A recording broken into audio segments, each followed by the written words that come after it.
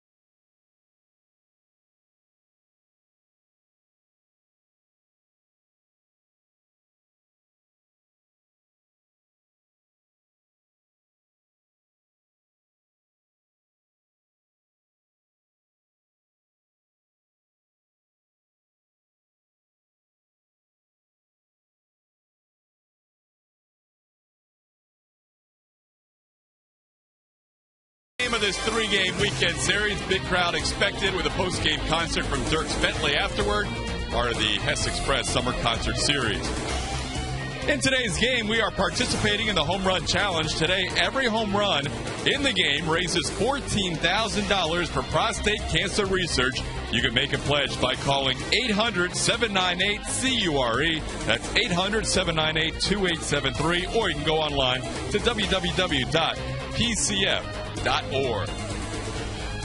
So the Rays and the Marlins play this game today. For the Rays, they are hoping that at least 2 of their players stay on top of the All-Star balloting and are able to start in the game in Anaheim for the 2010 All-Star Game. As of Monday, the latest totals show you that Evan Longoria, Derek Jeter, Robinson Cano, Justin Morneau are your infielders. Joe Mauer, the leading vote getter behind the plate.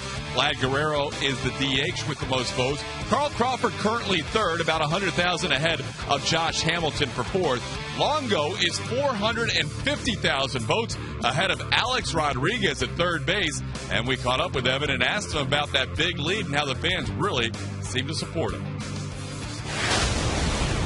Never in a million years would I have imagined that, this being my 3rd year, that I'd be leading, the All-Star votes for the 2nd straight year now. I mean, it's a crazy feeling, but, it's definitely, I guess, it's good to see that people are realizing how I play the game and how important it is to me.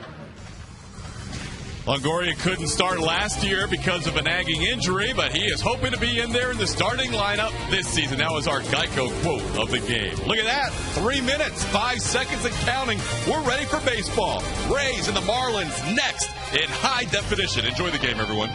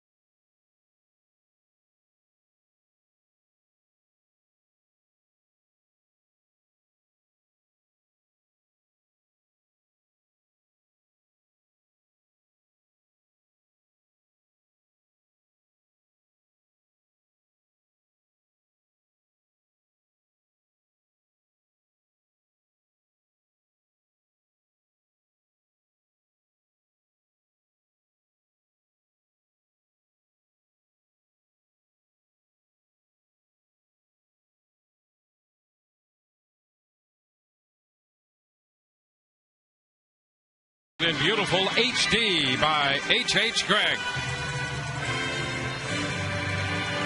Middle game of this series, Rays and the Marlins. It will be a good house. Dirk Bentley here in concert after the game, and the Marlins line him up this way. Eastlake's Chris Coghlan leads it off, followed by Gabby Sanchez. Both had a very big night last night.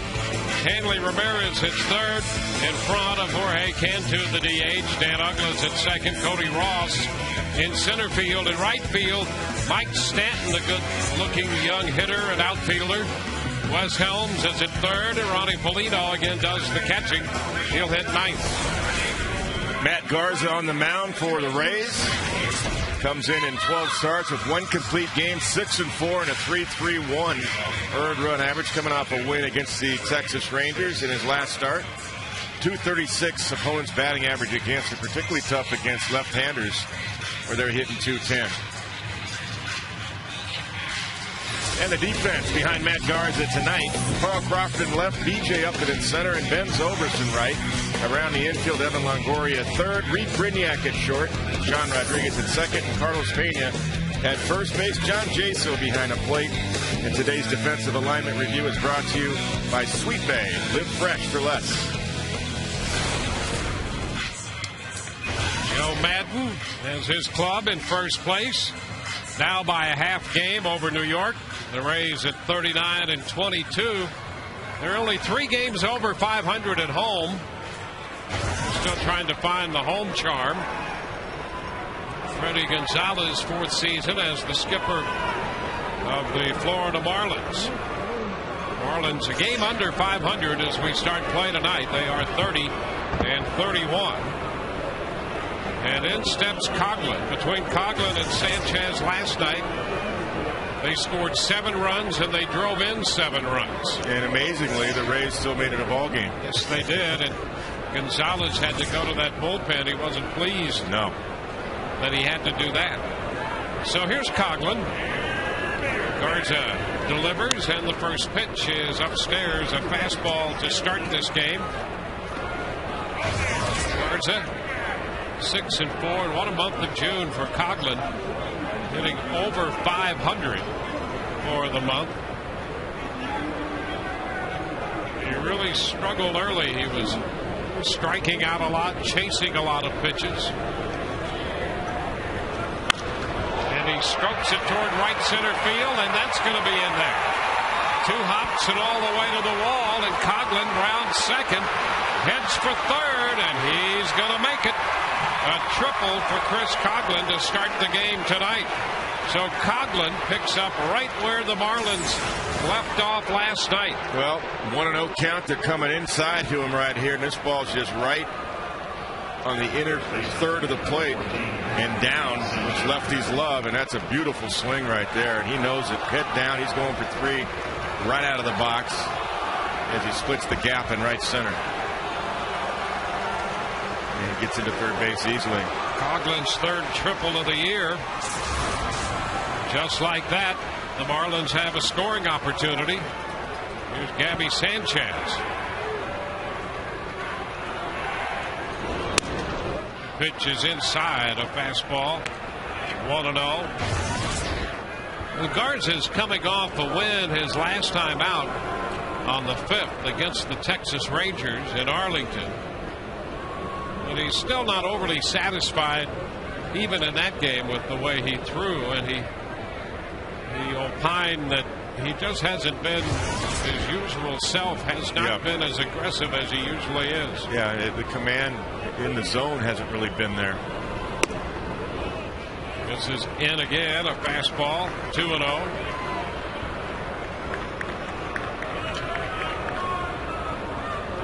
Gabby Sanchez got some fastballs last night up and out over the plate. He didn't miss them. 2 home runs. He pounds it back. Another fastball. 2-1. Sanchez really ran the gamut. He had 4 hits. He had a line base hit into left. Had a bunt single, as it turned out. The scorer gave him a bunt single. And then he homered in the 4th and homered again in the 7th inning, driving in 6 runs on the night. It's Coghlan at third with nobody out in the first tonight.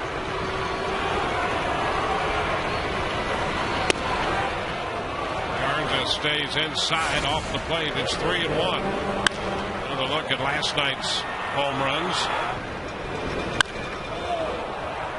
A couple of balls up, as you saw. Both of them were almost in the same location.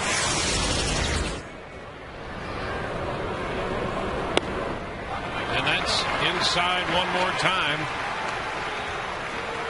So Sanchez walks first and third. Garza upset, walking around the back of the mound, and the Rays are going to have a major conference here. That's a little frustrating because, you know, Matt's got too good at stuff. He missed in the same spot 4 times. No adjustment. Trying to go in and miss way inside 4 times in a row.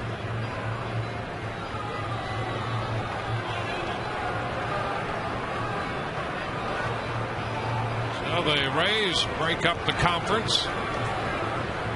Well, Garza intense anyway, and sometimes Jim Hickey has to go out there, and whoever's catching that night, try to bring him back a little bit. You know, you just want to minimize any big inning. You know, you'll give up one, but let's not make it a big inning. I'm sure that's what Jim Hickey's saying. You know, just get back within yourself. Get a ground ball right here. Hanley Ramirez at the plate.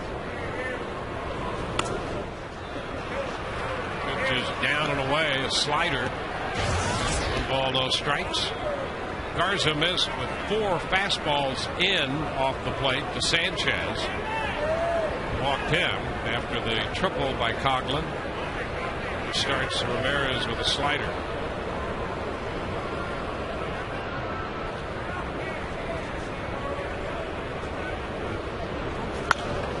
It's foul the other way, out of play. 1-1. Ramirez drove in a run. In fact, he drove in the first run of the game last night with a fly ball to center. He got Coghlan home in a similar situation. Marlins had been at first and third with nobody out. Yeah, and that was a great catch by B.J. Upton to save probably a triple. Great over-the-shoulder catch. And a ground ball chopped to Rodriguez. Brignac won. First base safe there. The Marlins going to run. Sanchez is forced at second. More of a bounding ball than anything, and that gave Ramirez enough time to beat the play at first. Yeah, it wasn't quite hit hard enough for 2, and a longer throw as Sean Rodriguez has to move to his left. Nice turn by Reed. Brignac, and Ramirez just runs too well. But a nice try, nice effort. Just does beat it. Now it's Jorge Cantu, the former Ray. Cantu had a hit last night to extend his streak to 10 games.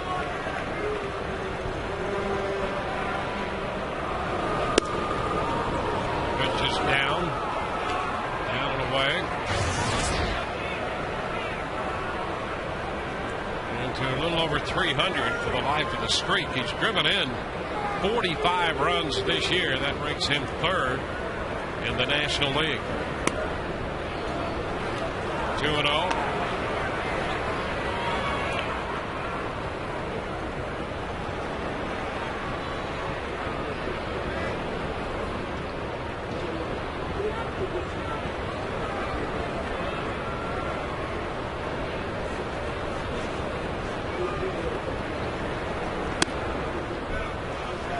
He's behind, missing again inside with a fastball, and it's a 3-0 count. Cantu's numbers, 45 runs driven in. Second, actually third. Troy Glaus and Casey McGee tied with 46. That's a strike. Fastball at 96.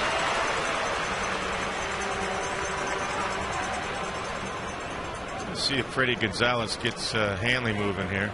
First base. 3-1 count. And a strike thrown on the outside part of the plate. That runs the count full. Got to believe he's running now, 3-2. Make it a run and hit play.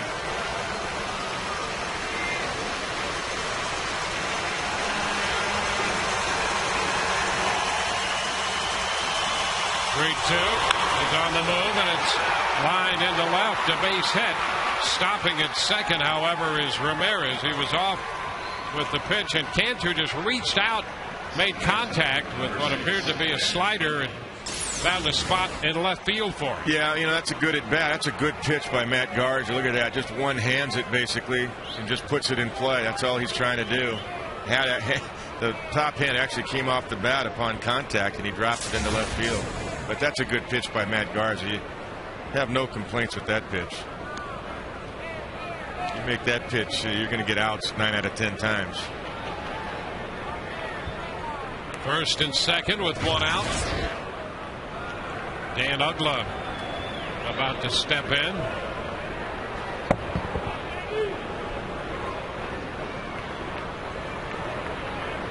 He's hitting .258 with 14 home runs.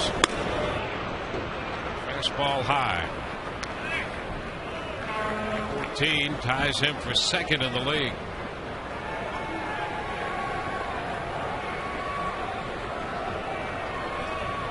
Matt has thrown 17 pitches. He's only thrown 7 strikes.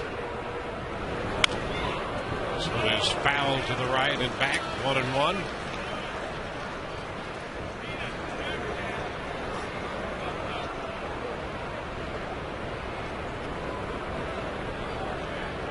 Corey Hart leading the National League in home runs, and they're bunched up. Uggla in that second place tie.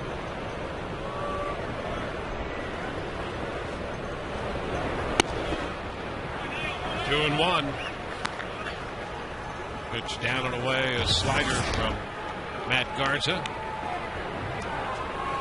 19 pitches, only 8 strikes. Just hasn't really found the rhythm yet.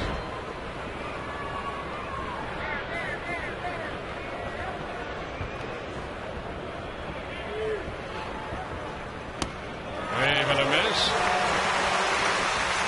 2-2. Dan Uggla trying to cheat on a fastball in and had some movement too. It had some tailing action to it. Nice movement by Matt Garza there on that pitch.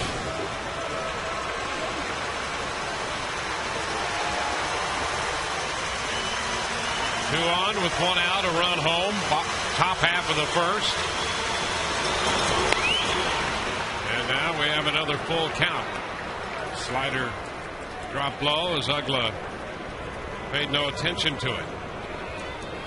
3-2. Yeah, you got a hitter that strikes out a lot in Dan Uggla. Even though Ramirez runs well, we'll see if Freddie Gonzalez plays aggressive. Puts the runners in motion. I wouldn't worry about it if I'm Matt Garza. You got to make a pitch right here.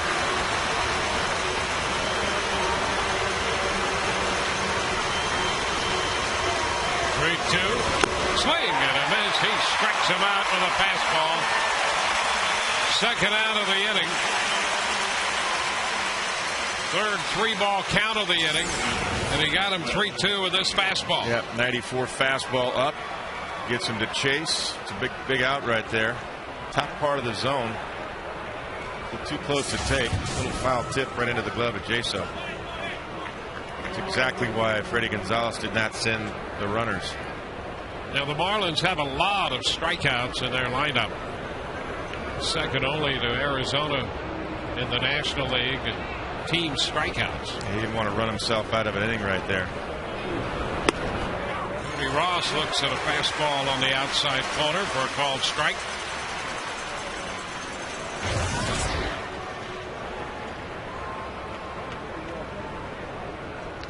Marlins are trying to limit the damage to the 1 run.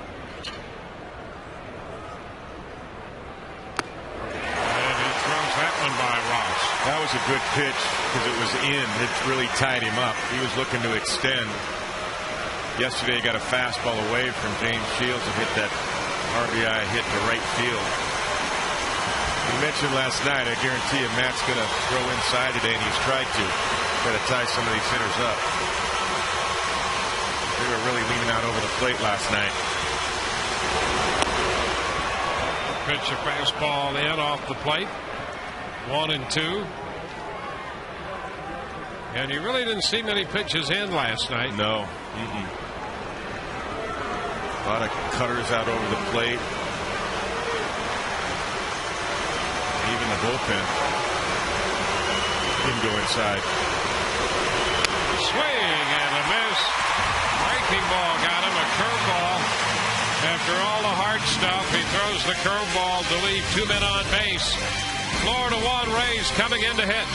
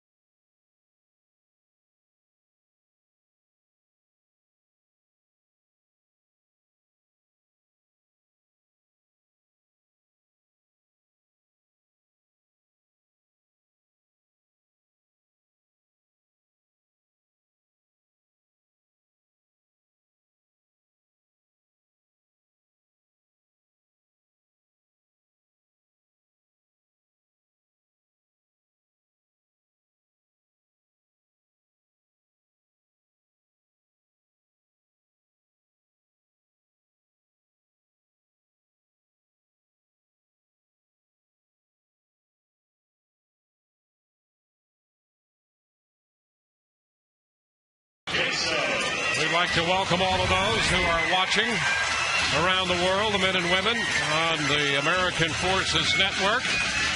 We thank you for your service and salute you. Wish you the very best. I echo that. 175 countries. Rays coming in to hit in the bottom of the first with John Jasel, the catcher, again in the leadoff spot. Hitting .292.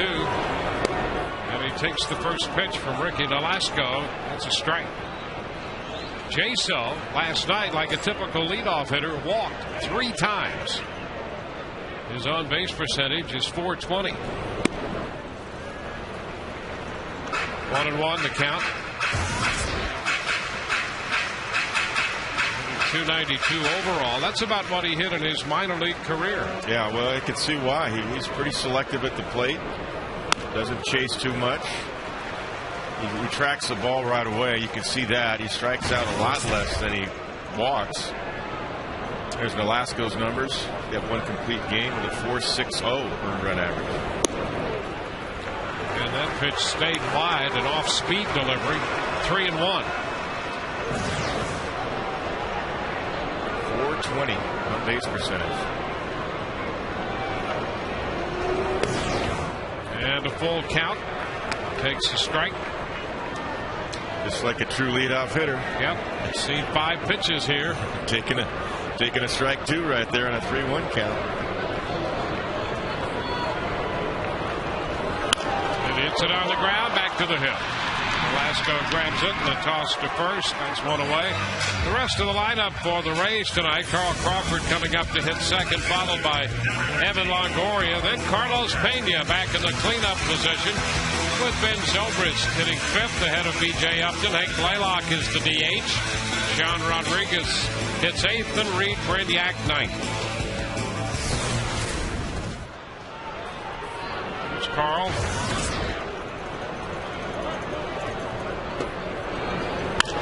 Swings and hits a shot deep into right center field. That ball is gone. Carl Crawford plays into the first pitch he sees tonight and ties this game with his 6th home run of the year.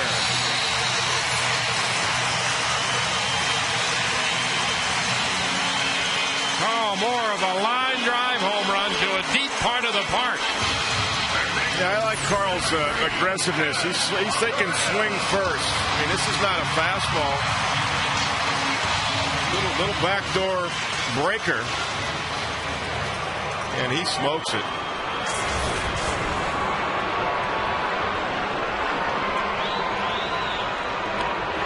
Kevin Longoria. Could have been a changeup. Pitch is in there for a strike. Well, he threw, and Nolasco threw a changeup to Jaso that was wide. Yeah, I think it was a changeup first pitch. How about the mid? See, if you're thinking swing first and you track the pitch and it's in your wheelhouse, jump on it. That's what I like about Carl. He's not looking to walk first. He's looking to hit first.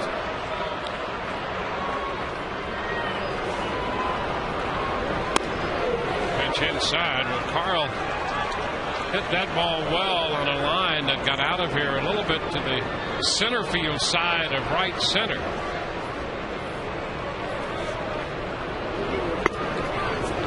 And Longoria is called out on strikes. Second out in tonight's game, and all season long, Tires Plus donates $100 to the Pediatric Cancer Foundation for every Rays home run televised on Sun Sports and Fox Sports Florida.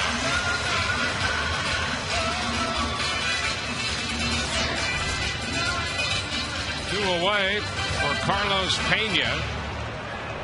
Pena home runs in 5 consecutive games now.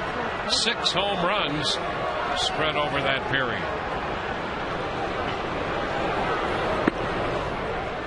He takes one inside. 1-0. That's interesting. Not seen too many pitches early in the count inside, but we touched on this. If he starts hitting that ball away like he's been doing lately, they'll start coming back into his swing where he likes the ball. And there's a shot. High and deep and gone. Home run for Carlos Pena. Pena gives the Rays a 2-1 lead. And he's now hit a home run in 6 consecutive games. The 7th home run he's hit over the last 6 games. What a shot by Pena. Boy, was it ever. This is a slider right here. Nice fluid swing. Great extension. Oh my God! Can hear James Shields. Mic'd up tonight, James Shields. Here's a pitch to Ben Zobrist, and that's down. 1 ball and no strikes. It's the 21st time in Major League history that a batter has hit a home run in 6 straight games or more. Only player to do it twice, Barry Bonds.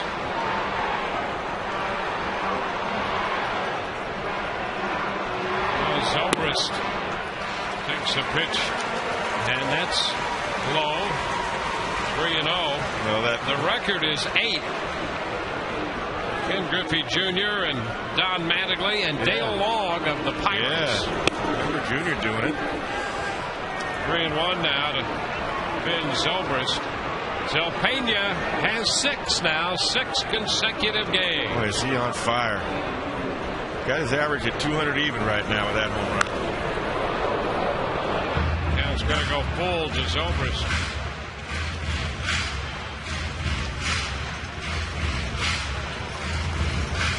So 2 home runs for the Rays here. They've raised $28,000 in the home run challenge in the fight against prostate cancer and research toward battling that ailment.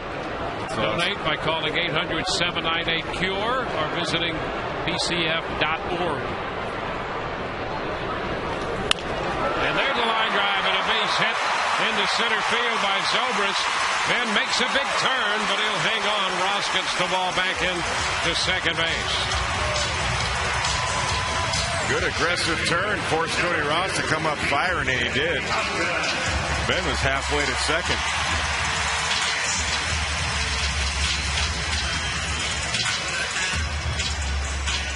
Last time we've had The player hit a home run in 6 consecutive games was back in '06. Frank Thomas did it for Oakland and Morgan Ensberg for Houston. Kevin Minch, remember him with Sure Texas? do. Yeah. Big time right-handed power. Yeah. Upton fouls it back, and Minch extended his streak to 7. Right now, Carlos at 6. 7 home runs in 6 games for Carlos Pena. It's amazing. 15 home runs, 43 RBIs. The pace that he's on, you mentioned last night. What is it, Dwayne, 35? And over 110 RBIs now he's on pace for. I mean, and he was in a dismal slump, a 5 for 50 string, and he's still up there as far as home runs and RBIs in the leaders. It's amazing. Oh, that's called a strike. Ouch. Breaking ball. 0-2. Looked a little wide.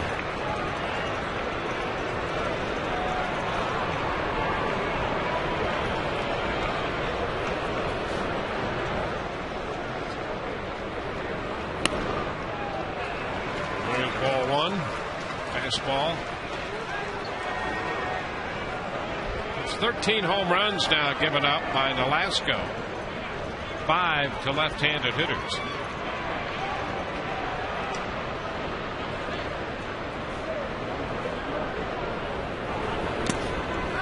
Two balls, 2 strikes.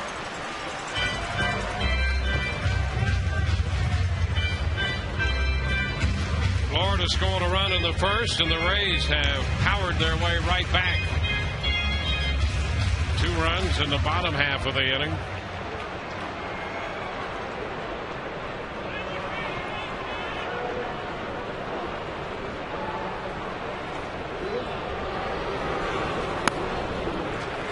Pitch close for ball 3. And the count is full.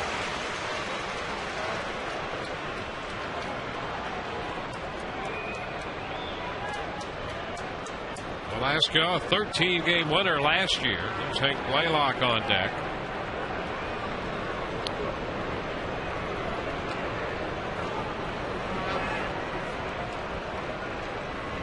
Three-two is ball 4. And that will get Blaylock to the plate. Zobrist heads to second. Upton walks. Randy St. Clair, the pitching coach, heads out of the dugout on his way to the mound. Well, while we have a little break here, let's take a look at the Florida Marlins defensively. We've already seen the Rays defense, and we want to talk about them again. We can. It's so good you want to see it again. Hey, anytime we can talk about the Rays, it's all good with me. There they are. There's the other Florida team. Chris Coughlin in left, Corey Ross in center, and Mike Stanton in right. Around the infield, Wes Helms, Hanley Ramirez, Dan Uggla, and Gabby Sanchez, and Ronnie Paulino behind the plate. And this review is brought to you by Sweet Bay. Live fresh for less. Well, we saw Mike Stanton last night. He's pretty impressive, only 20 years old. Nice young man. Had a chance to catch up with him getting to the ballpark today. Hank Blaylock, the DH for the Rays. Hits the first pitch on the ground. The second, an off-speed pitch. So he grounds out. Rays are finished in the first inning, but they pick up 2 on a home run by Carl Crawford and another home run by Carlos Pena. Rays 2, Marlins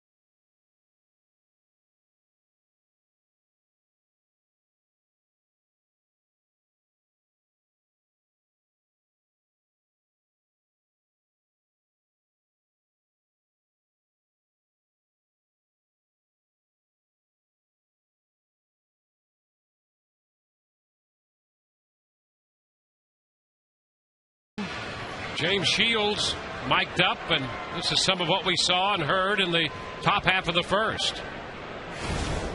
Guys got to pick me up. That's right. Oh my God! Hammer! Hey, baby, guys. Good job, baby. Good job. All right, Stanton leading off the second inning. The first pitch is a breaking ball down. 1 ball, no strikes. So there's some true sights and sounds right from the Rays dugout. And last night's starting pitcher, James Shields, you heard him say it at the beginning there. Hey, you got to pick me up, guys. Yeah. He's putting last night behind him and looking forward to his next start and cheering for his teammates tonight and his fellow starter, Matt Garza. How about Matt Garza right here? 3 curveballs in a row, a couple for strikes. That's good news. With respect, knowing that Stanton hit a couple of fastballs for bullets and extra base hits last night. Throws him another one and misses low. Stanton lays off. It's 2-2.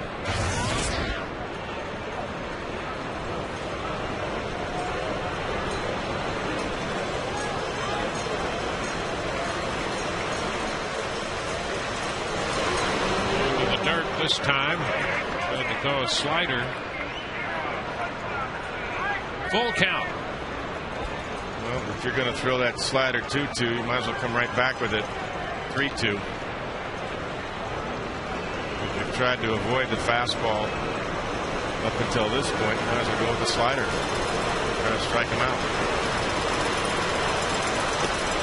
And he came back with the breaking ball, curveball, and taken low for a ball.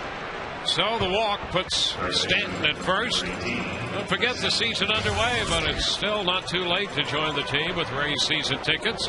Get the best seats, biggest savings, and all the great benefits, including post-season opportunities. Visit RaysBaseball.com or call 888-FAN-RAYS. Call now.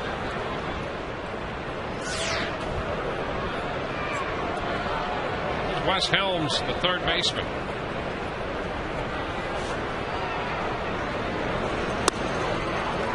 Pitch, baseball for a strike. Now Stanton was impressive enough last night for the Rays to show him nothing but breaking stuff his first time up.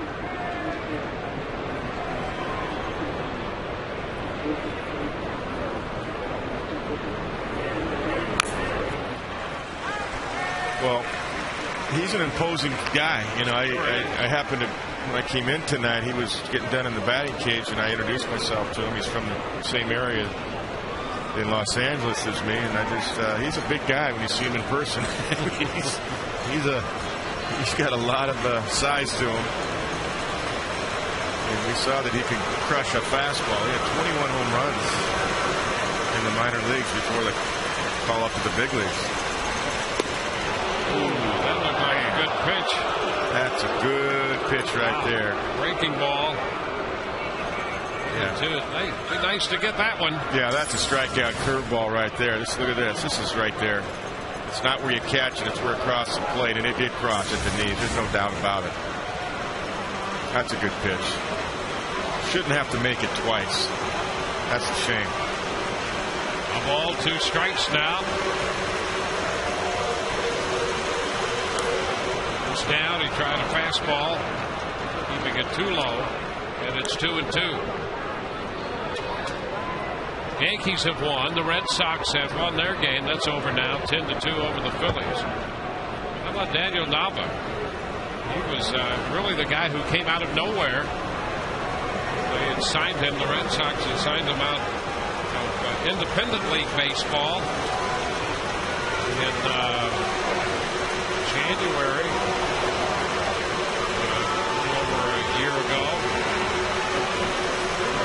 Swing, and it is Helms is out on strikes. Third strikeout for Garza, the first out in the second inning, and Nava hit a grand slam home run for Boston today on the very first pitch he ever saw in the big leagues. He was a guy who couldn't make his college team. Amazing, yeah. And stuck around as a manager of the team for a while, and then eventually did play some college baseball and went to the independent league. The Red Sox finally picked him up, and he was playing at Pawtucket. They called him up. He hit a grand slam today on the first pitch he ever saw in the big leagues. I looked at his numbers too. He's hit well over 330 in his minor league years, in his independent league team too. I don't care what league you're in, but if you're hitting over 330, you can hit. So he hit that grand slam, nice left-handed swing. He also hit a double off the left center field wall. So Red Sox pounded up on Phillies. Phillies are scuffling right now. 1 strike to count to the catcher, Ronnie Polino. There's another good breaking ball. There you go. Jim Wolf got a better look at that one. Yeah.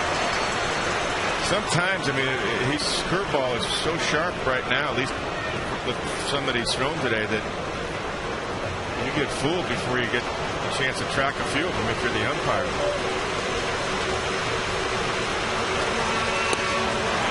Did he go? Yes, he did. He's out of there.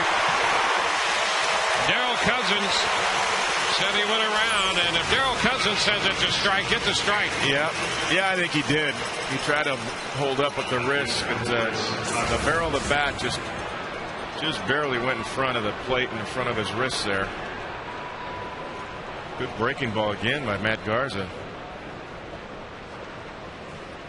So Polino is out on strikes.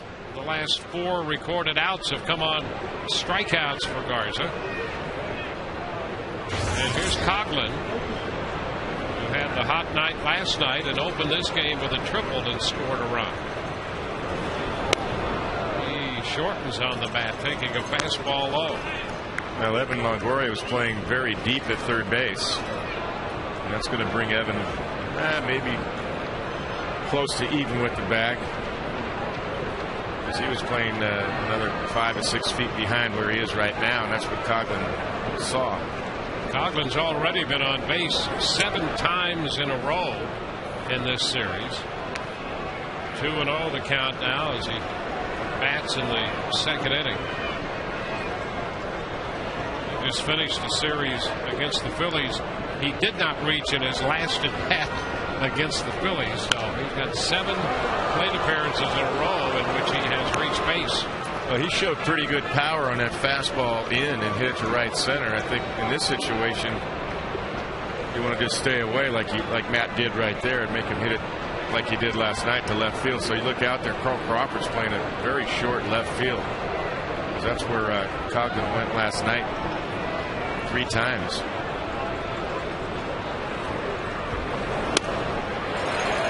And he tried to check, but he went around. The count goes to 2 balls, 2 strikes. Jim Joyce at third base. Pretty emphatic. There's Jim. Was in the news quite a bit a week ago or so, wasn't he? Yes, he was. I like that he accepted responsibility, though. Yeah, that was really class. Apologized to Galarraga, Armando. Runner goes. The pitch is wide, and no throw as Stanton picks up his first big league stolen base. And Jaso just couldn't quite find the handle quickly enough on that pitch anyway. I think that was part of it, and I think maybe he was thinking on the curve he might get a strike out of it. So there was a little hesitation as well. Yeah, and that puts a catcher in a difficult spot. Yeah.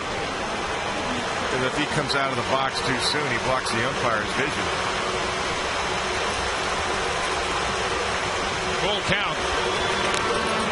Breaking ball is fouled back.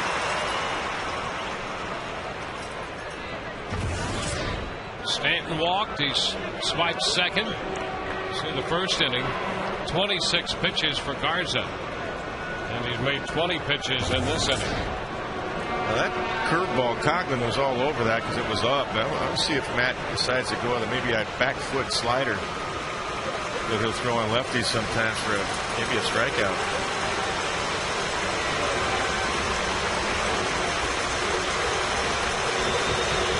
And he got him. That's exactly what he did. He threw the slider that broke down and in. Coughlin's out on strikes. Finally, he's out. We go to the bottom of the second inning. The Rays have a 2-1 lead with Garza striking out the side in the top half of the frame.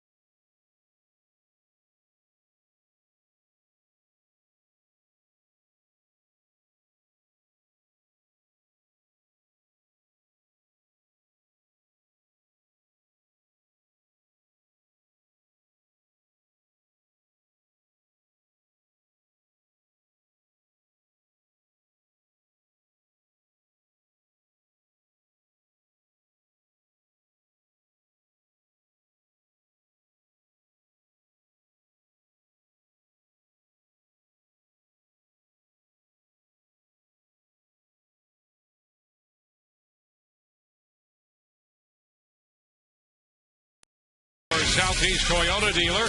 You could buy a car that compares itself to a Toyota, or you could just buy a Toyota. Visit your local Toyota dealer today. Toyota, moving forward. By Publix, where shopping is a pleasure. And by AT&T. Find out what's possible with the nation's fastest 3G network. AT&T, rethink possible.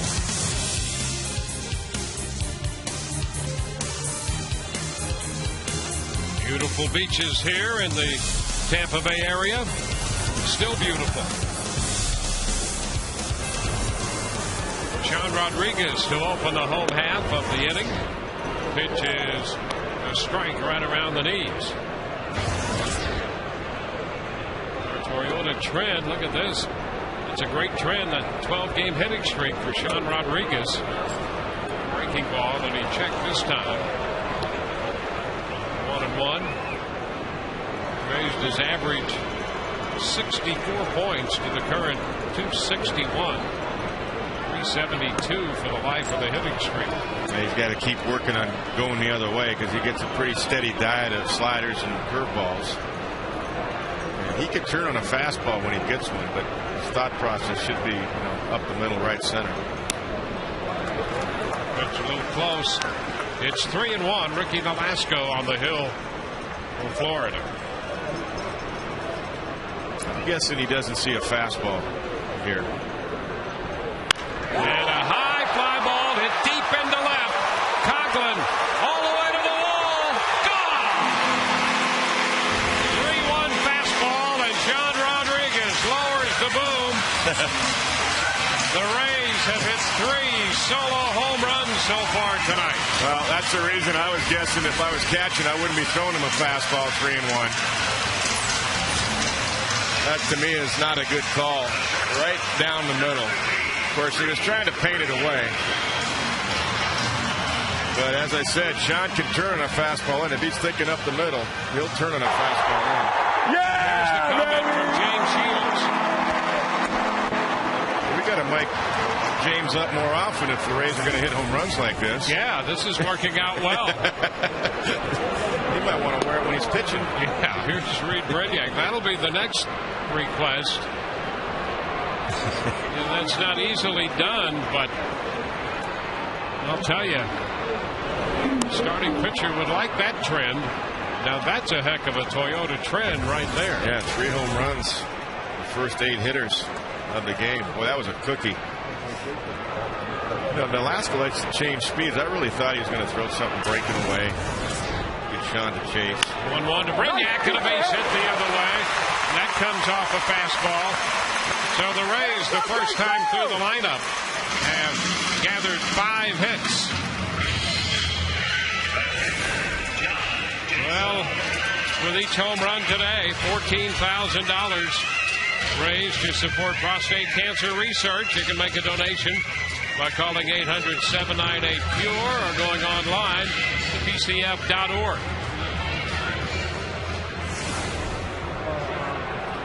So Brediak's aboard. Nice. John Jaso. Yeah, nice swing by Reed. He stayed inside it. Shot it to left field. Up and away with a fastball to Jaso.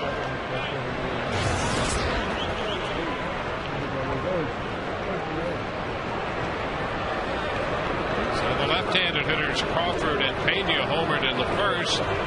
Rodriguez, the righty, hits one out in the second. Jaso, a good look at ball 2. 2-0. Crawford on deck, who started the Rays scoring with the home run.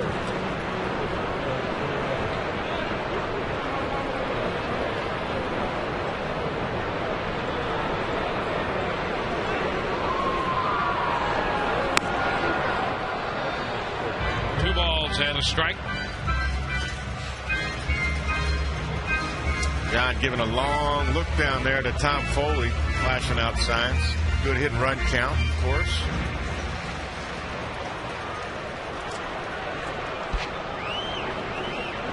For the first, Brediak is back in.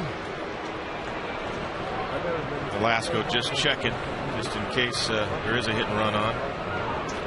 See if they could get a line on Reed Brignac. See what he's doing if he gives it away.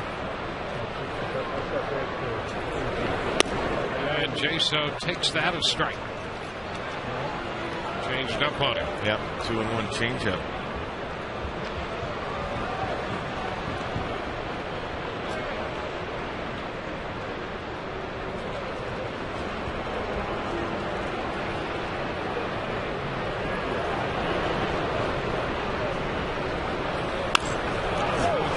First base side, that's going to stay fair. Jaso's finally tagged by Sanchez with Brignac moving up to second. So he advances the runner on that little tap, a roller, just fair up the first base side. Just a reminder now to be on the lookout for the Miller Lite Taste Greatness moment coming your way later in tonight's game. Sounds good. It's a good sound indeed. You know, Gabby Sanchez took the out. That ball might have rolled foul, but I agree with Gabby doing that. You got to take the outs when you can, not give Jason another chance. Now Carl Crawford. Carl shoots it through the left side. That's a base hit. Brignac will be held at third by Foley. Coughlin charged it, got to it in shallow left field. So the base hit to left advances Brignac, and now it's first and third. Yeah, Carl's seen 2 pitches, and he's 2 for 2. The fastball in, he just stays inside it. Brignac, just a small hesitation, but you're right. Coughlin closed quickly, and that's the right move with Longoria coming up, that's for sure. So Longoria, who was called out on strikes his first time, up now with a chance to add to the Rays' 3-1 lead.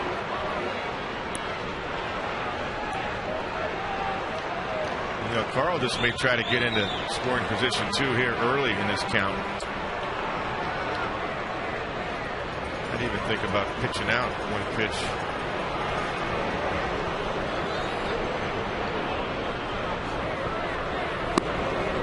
And the first one is a strike, a fastball, and most of the Marlin pitchers are pitchers the Rays feel they can run on. Yeah. You want to eliminate a double play situation too, but you got to be sure you don't want to run yourself out of an inning. Carl will pick his spot.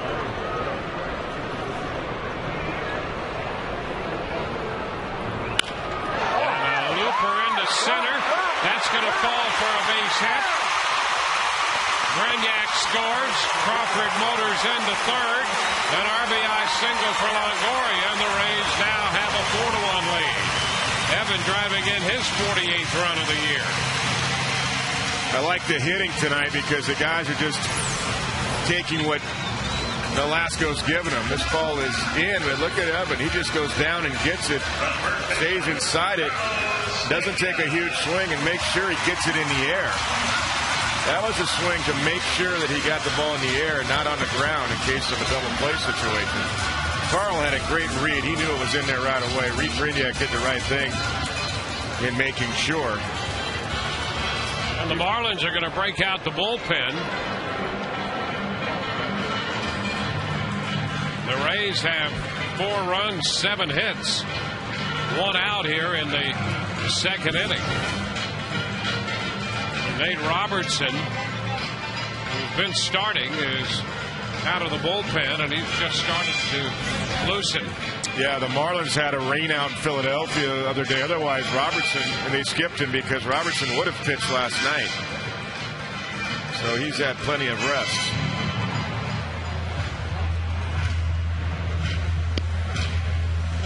Carlos Pena will be the hitter.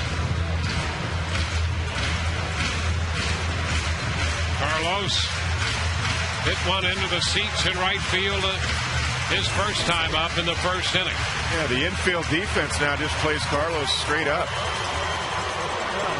And then Ramirez will shade up the middle, but there's no shift on, of course, with runners at first and third.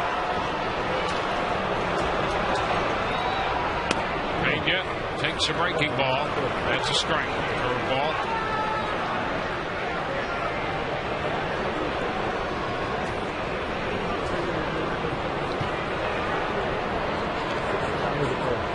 with 7 home runs in his last 6 games. He's hit a home run in each of his last 6.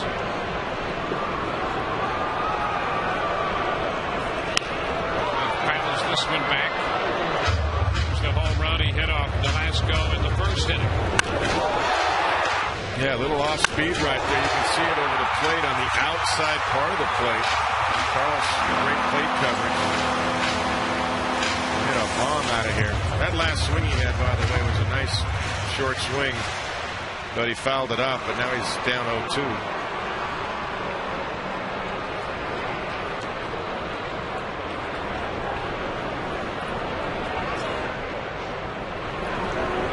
And a breaking ball gets him. 0-2 curveball, and Pena strikes out. 2 gone. Rays have put up 2 in the first and 2 more in the second inning. They have 2 men on with 2 men out, and Ben Zobrist is on his way to the plate. I think that was Velasco's best pitch of the night so far. Just happened to be at a tough time for Carlos, down 0-2 in the count. That was a good curveball.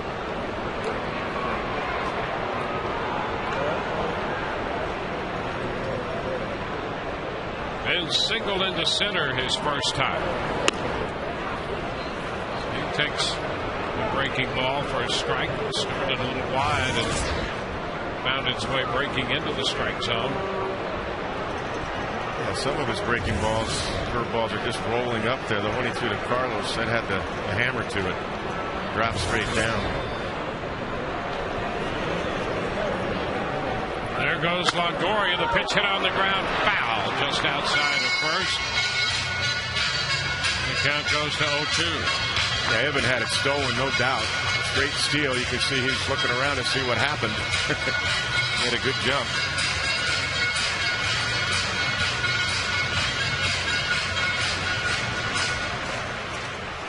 Yeah, that's the other thing about Longoria that sometimes goes overlooked. He's a really good base runner. Yeah, he is. As much as he's a great defensive third baseman and an outstanding hitter, he's good on the bases. It's a little number, third base side, off balance throw, will skip away. 1 run is in as Crawford crossed the plate. Longoria goes to third. And the Rays will pick up their 5th run of the night. That's a base hit for Zobrist. He'll get a run batted in, and it will be an error charged to the pitcher Velasco, allowing Longoria to go to third. Well, this is a swinging bunt. The ball had a lot of spin on it because Ben hit it a little bit off the end of the bat, obviously, and Velasco, once he went down barehanded, you knew it might be trouble. No chance. Just put it in your pocket. In the air, you could see because he threw it past Gabby Sanchez and off his glove. So the Rays have a 3-run second. Here's B.J. Upton.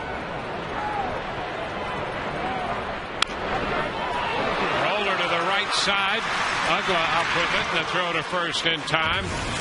The Rays are finished in the second, but they send 8 men to the plate. John Rodriguez opened it with a home run, and through 2, the Rays lead 5-1.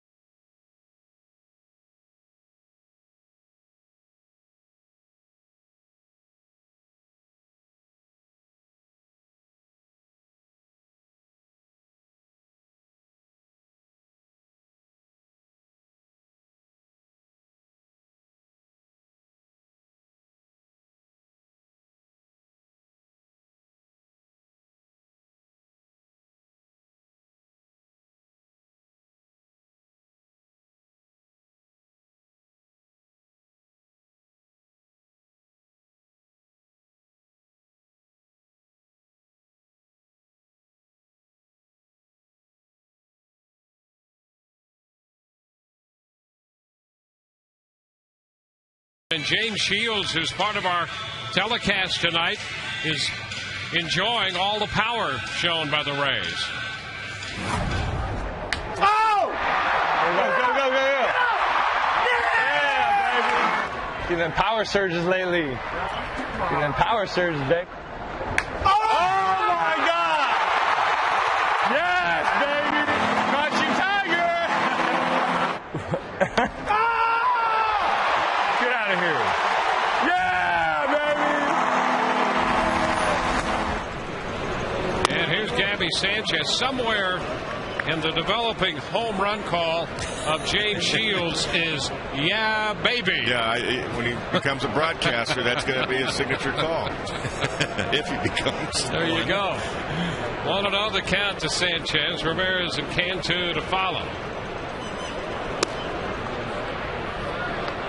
Did you ever work on that, by the way, or just think about that? It just comes natural when you're calling. You know those what? home runs. I never did. Some guys do, and I just never did. You're never quite sure what's going to come out sometimes. There's no script. And it is what it is. Yeah. That's how I feel, too. 2-0 to count to Sanchez, leading off the top half of inning 3. This ball's got out so fast, I have to make sure I'm not talking so you can call it, We get in conversation, pitches on the way. We do, yeah. Wow. That's fun. You know what? I mean, that's what this is. It's a conversation about baseball. Yeah, it is. And boy, those balls jumped quick. Crawford and Pena especially. 2-1 now. Nice. 2-2. That's what we were talking about last night. More inside fastballs. Get some of these guys tied up a little bit. You got to pitch in so you can live away. Keep them honest. Fly ball looped toward right. And in front of Zobrist comes Upton to make the catch. Well, we've heard from James Shields repeatedly. How about Todd Callis? Todd? I can't top what Shields has. Yeah, baby. Actually, I can. I can, Dwayne, because I have a couple of individuals with me. Throughout communities, unique individuals like the two with me are giving time and resources to help others as part of the People All-Stars Among Us. We have Bill Criswell from Windermere, Florida. We have Charles Castle from St. Petersburg. I'm going to start with Bill. Tell us about your Home at Last program and what it means. Home at Last is a special project by West Orange Habitat for Humanity to build a home for a combat wounded, disabled veteran from the wars of Iraq and Afghanistan. Back in 2007, our board of directors was deeply concerned about the many Habitat individuals who were coming back to our country. Wounded veterans who are coming back looking for homes. And it's a mortgage-free program, right? Without the proper facilities for handling their injuries, our board of directors approved moving forward with the first project. First project was completed for Sergeant Joshua Cope, the Army sergeant who lost both of his legs above the knee in Iraq in 2008. The second home was done to Specialist Marcus Griffin, completed 1 year later in January 2009. Our third project is for Sergeant Major Patrick Corcoran, who was seriously injured in a IED explosion in Afghanistan that has him paralyzed from the waist down. Our firm hope for the future is that there are 1,700 Habitat affiliates in the United States. We hope that each one of them will decide to do their own special Home at Last project for a wounded warrior and build a home for him. Frankly, the reward that they will receive is unbelievable. Yeah, I was reading about the last gentleman you talked about. He's got 2 kids, one about 3 or 4 years old, one about 12 or 13. What a great program. Thank you very much for your time, Bill. Charles, you're here in St. Petersburg. You're a local guy. You have a great program going on. And turn a little bit so they can see your jersey. Berg Baseball. Well, tell us about Berg Baseball. Berg Baseball, Mike Fintech and I started Berg Baseball back in 06. And we started the franchise in 07, became an organization in 07. Our main goal was to get more kids out playing baseball. Main goal, we needed to get more kids out there playing baseball. We felt that it was something was lacking, something was happening. So a lot of our neighborhood kids had lost interest in the sport, and we thought about it, what was going on, and we came to the conclusion that money was a big issue. Right. Money was a big issue. It's an expensive sport, so we decided, okay, how can we get this thing done and provide a free program for these kids?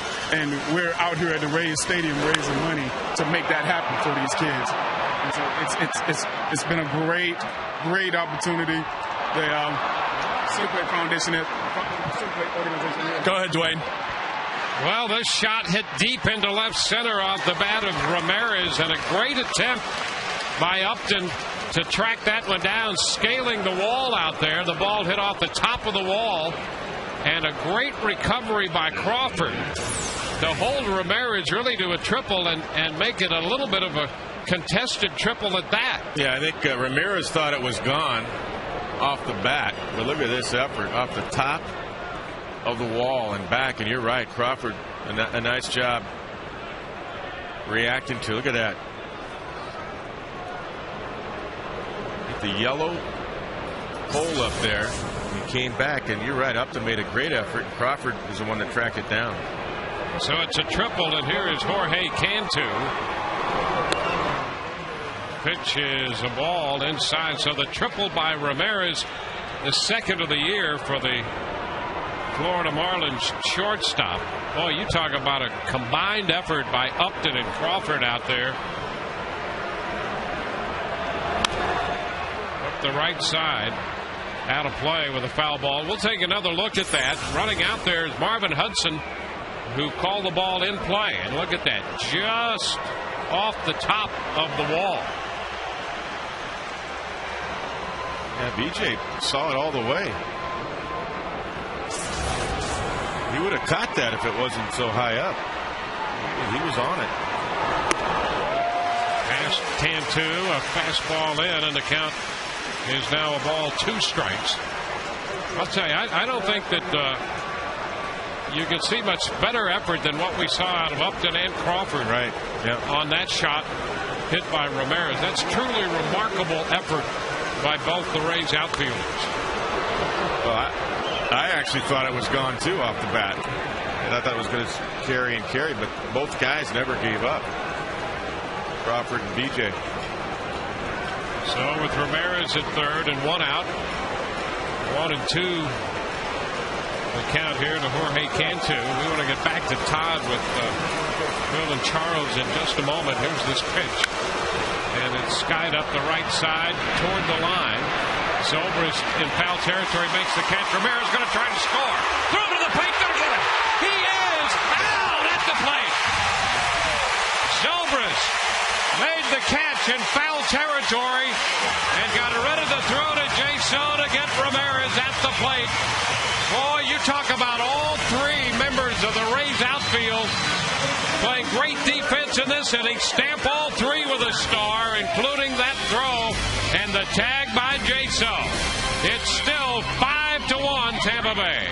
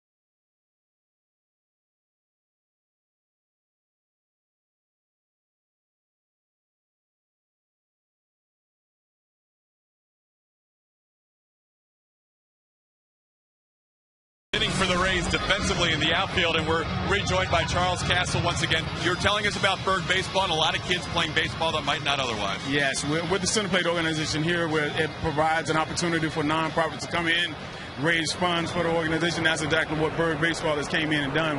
We work a stand up here in Chalk County, all 81 games. And that's what's our main fundraiser for Berg baseball. Over 600 kids, right? Over 600 kids since 2007, and we're not done. I mean, we got a lot of work to do. We're building all-stars, helping develop little all-stars from 4 to 14. Nice. And man, these guys are right now starting to make all-star teams. I love and that. Right now we need them to start traveling. You know, we have a summer program that we want to put in place. We have. Blaylock reaches on a base hit and stretches it into a double to lead off the inning. Go ahead. Yep. We got a bunch of different things that we want to put in place that requires extra funding. So we're looking for funding, and we're looking for opportunities to make more money and give a better opportunity for these kids to play ball. Charles, you're providing a great service for a lot of kids that couldn't play baseball otherwise. We just heard a Little League coach. Thank you very much. Bill, what you're doing with the wounded veterans is amazing as well. Thank you so much. Guys, the vote up until June 20th. You can vote for either of these two guys or a third incredible person we're going to meet tomorrow, Christine Collins. www.peopleallstars.com. The winner amongst those three will head to the All-Star game in Anaheim, July 13th, seen only on Fox. These are two amazing people, and we've got a third one to tell you about tomorrow. Back to you. All right, heroes in the community, certainly, and our gratitude to Charles and to Bill for what they're doing. Here the Rays have Hank Blaylock at second with a double leading off the bottom of the third. And Sean Rodriguez stepping in. And there's a bunt, third base side, charged by Helms, who barehands it. The throw to first is in time. Blaylock goes over to third. So Rodriguez advances the runner. The Rays have a man at third with one out. And that's an unselfish play by Rodriguez. He was bunting for a hit, but he knew if he didn't get the hit, he was at least going to get Blaylock over to third base with one out. That's a good effort right there by Sean. How about that bloop double? That was just in that triangle there where nobody could get to it. Yep. Big swing by Hank, and it dropped in there for him. Now the infield comes in with Reed Brignac up here looking for some good contact. The first pitch, a curveball, misses. 1 ball and no strikes. I'm going to tell you, I'm not sure you can see better outfield play than what the Rays put on display in the top of the third inning. That was premium outfield play at the major league level by Upton, Crawford, and Zobrist. And it kept Florida off the scoreboard. Yeah, it really did. You know, and I'm really thinking along the lines, I know George Hendrick talked about how good Ben is in the outfield. I mean, it's the way Sean Rodriguez is playing second right now, and Reed Brignac can play second also when Jason Bartlett gets back. I mean, that might just be your right fielder. I know Ben can come into the infield when you need him. Well, George has said that for a long time, and I mean, he played a lot of outfield. When he saw Ben out there initially, he said, boy, this guy can really play. He should just play every day out there. Yeah, that might just be your everyday right fielder.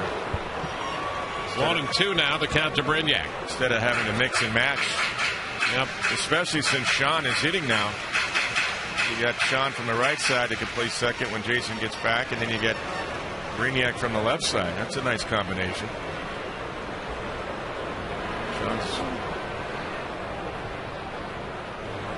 Reed down on the count, 1-2. And it's fouled out of play, holds the count right there. Yeah, we want to show you that throw again by Zobrist at the first opportunity. We'll do that. We saw the great effort of Upton scaling the wall and Crawford retrieving that shot hit by Ramirez. You're right. All three guys saved a run in the outfield. Of course, Jaso blocking the plate. And this one hits Brignac. So he's hit by a pitch. Now it gives us an opportunity to take a look at the Zobrist throw. Well, there's enough airtime here with this pop fly to right that Ben can do the best to square up. He knows Hanley's tagging up, and he throws a one-hop strike to John Jaso. And John goes down to his left knee and tags out Hanley Ramirez. That will pump any pitcher up. I mean, home runs are exciting, and we've had those. But that defensive display was just superb. Yeah, you save runs like that. You saw the reaction of Matt Garza. So it's first and third with one out, and the Rays have John Jaso due up right here. And Freddie Gonzalez is on his way to the mound, and that's going to be it for Ricky Nolasco. So the Florida starter is out of the game. Call to the bullpen brought to you by Metro PCS, wireless for all.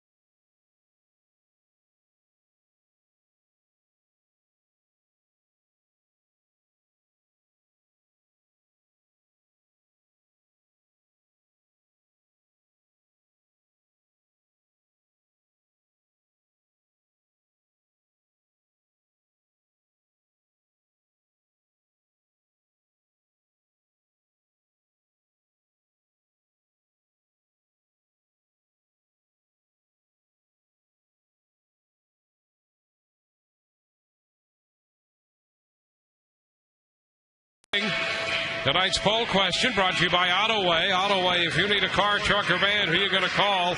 Autoway. Call 1-800-SHOP-AUTOWAY. Dierks Bentley's going to be here at the end of this game. He'll be in concert. What's your favorite Dierks Bentley song? What was I thinking? Every mile of memory. Come a little closer. Feel that fire. Sideways.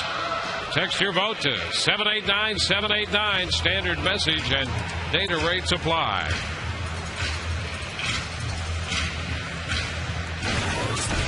Nate Robertson, the new pitcher, makes his 13th appearance. He's been starting, as we mentioned earlier, and he's on here to face John Jaso, the top of the Rays lineup. Bounced foul into the dugout. Strike one. Well, Freddie Gonzalez, manager of the Marlins, was not happy with what he saw today. He wasn't going to let it go any deeper. 5-1. And Velasco just didn't have very sharp stuff today. The best pitch he threw all night was a strikeout curveball to Carlos Pena in the second inning, but he just didn't have good command tonight. Jaso lines it foul up the right side. Down in the count. Runners first and third, one out.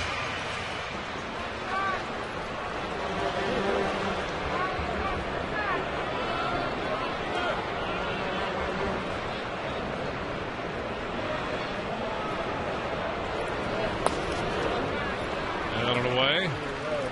No ball, 2 strikes.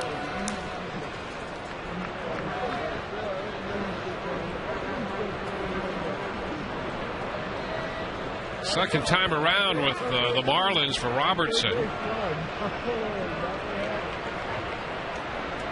Lefty out of Wichita State. Jaso started to go. Check. Jim Joyce on the appeal. The count is 2-2. Those are tough to lay off with a couple of hard sliders.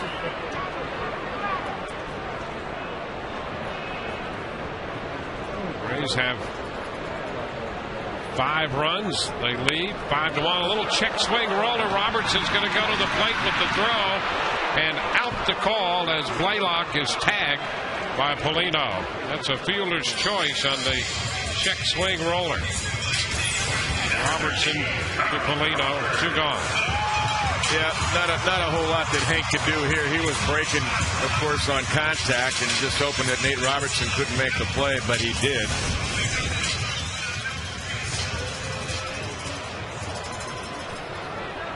Good conversation right there with Davey Martinez. That's Carl Crawford. And the pitch rolling in behind Polino on a check swing, and both runners advance. I think that conversation with Davey was, did you see where the ball was? Because, if Hank stays there, I don't know if he would have scored on that because it wasn't that far behind Paulino. But obviously, even with 2 outs, there's more ways to score from third base. Because if Hank doesn't break, Nate's only play probably is to first base on Jaso. A chopper to the right side. Ugla gloves it. The throw to first. Crawford is out to retire the side. Rays leave a couple. We've gone through 3 tonight, and the Rays hold a 5-1 lead.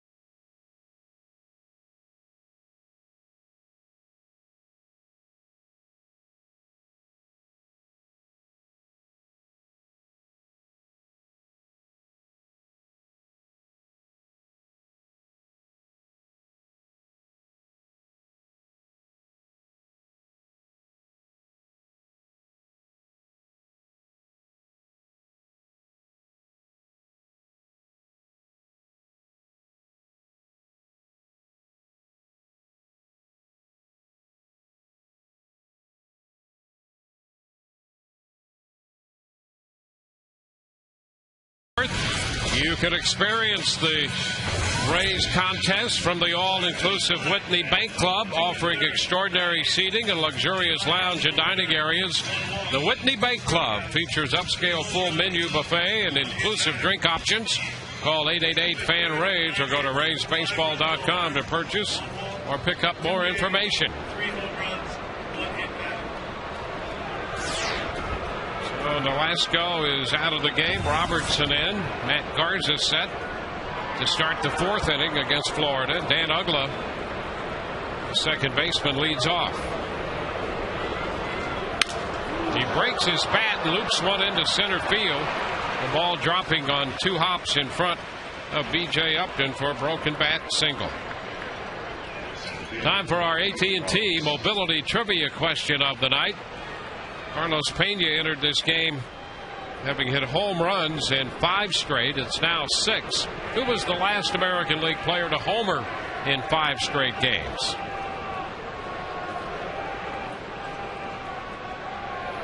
Carlos very quickly forced a change in tonight's trivia question. Yes, he did, in a hurry. Second pitch he saw. Cody Ross sends one into left center, and that's going to fall for a base hit. Ugla's on his way to third. The throw into second. He's out. Rodriguez puts the tag on Ross. He went in head first. Ugla went to third, and Ross is cut down. Crawford gets the assist. Rodriguez the putout. Well, the outfield really saving Matt Garza. This is a slider that's just up, hanger. Carl comes up. He looks towards second. He took a peek, I think, at third. He saw Ugla, and there's Sean reacting, getting some help from Brignac to put the tag down. Well, Rodriguez went right to the front of the bag. That's what you got to do. Mike Stanton. Just get your glove down. Let the runner slide into it. Ross jammed that shoulder a little bit.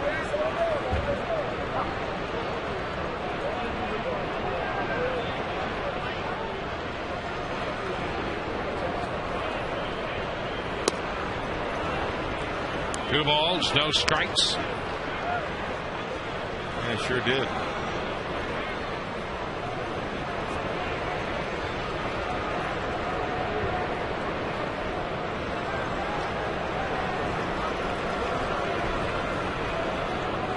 Buckle at third.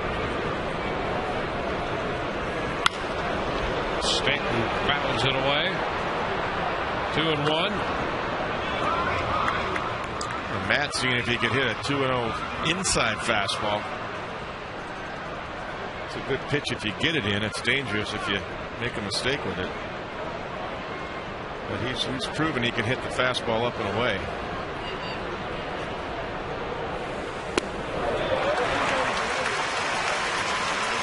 Missed the curveball, and the count is 2-2. 78-mile-an-hour curveball.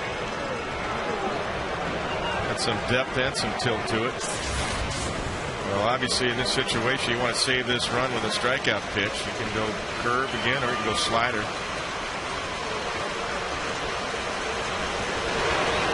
And he got him. Nice hard slider. Stanton strikes out. That's a good combination. As you showed the curve and comes back with that put away slider right there. The bottom falls out.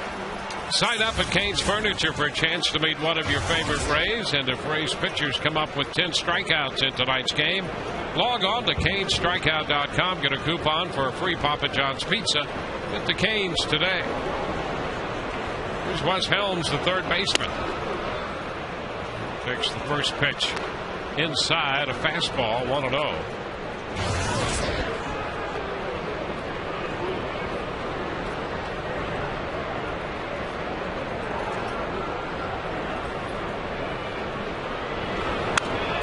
And that fastball foul back. 1-1 to count. Yeah, West got a pretty good pitch to hit. A little velocity on it. He couldn't quite catch up with it.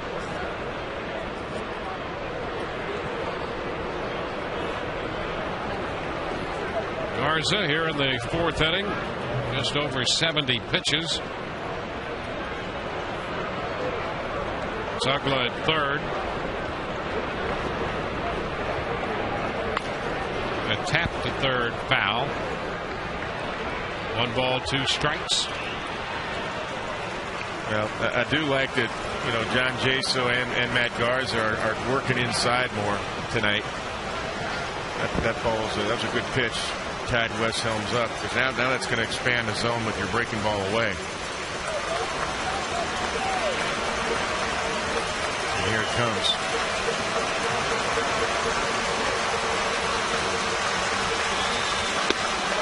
And it's a little bit wide. Wow. 2-2. That is a nasty pitch right there. That is a great pitch. That was a slider. I mean, that's a good pitch. Across the plate. Oh, that's the perfect pitch. Sure is. That's 2 that Jim Wolf has missed. On one of them, good curveball he missed and a good slider he missed. A foul ball, again a slider, and he got just enough of it to stay alive. I mean, those are just perfect pitcher's pitches, and yeah, those are the pitches you would throw all the time if you could. That's where you're supposed to live. You look at the pitch count, 75. I mean, yeah, you somehow could repeat pitch after pitch. Yeah, I mean, there was no trying to fool the umpire, bringing the glove in by Jason. That was just, he just froze the ball. It was a strike. Jim's a pretty good umpire. He's missed a couple of big pitches here. 2-2 again. And a foul off Helms' foot. A fastball in. It's just a rough at bat for Helm. He's getting tied up on those fastballs, hitting it off his legs. Has to walk that one off. Man, that hurts. I hit some of my best shots right off my ankle. I'll have a dent in my leg to prove it.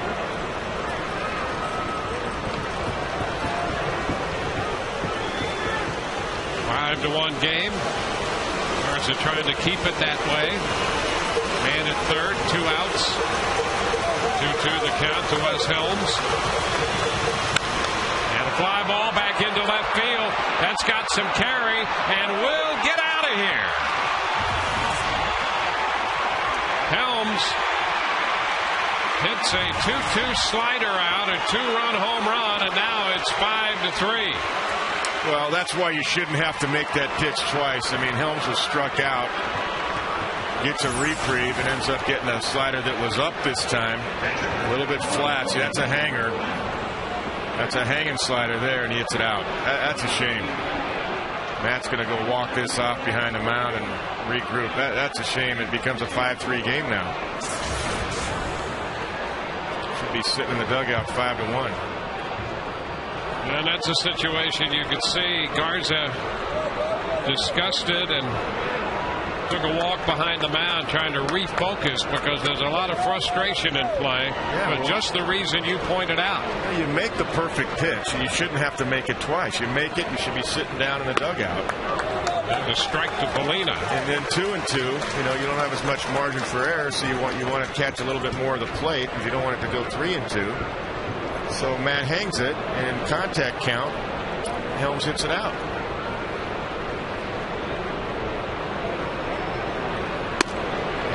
Pitch is up. It's 1-1. Another 14,000 raised to support prostate cancer research. Make a donation by calling 800-798-CURE or going online to pcf.org. Strike 2. Polina. Ronnie Polino struck out his first time on a curveball. Check swing that he went too far on. It's 1-2 here. And he got him with a slider. Polino strikes out. But the Marlins scored 2. We go to the bottom of the inning. 5-3 Rays.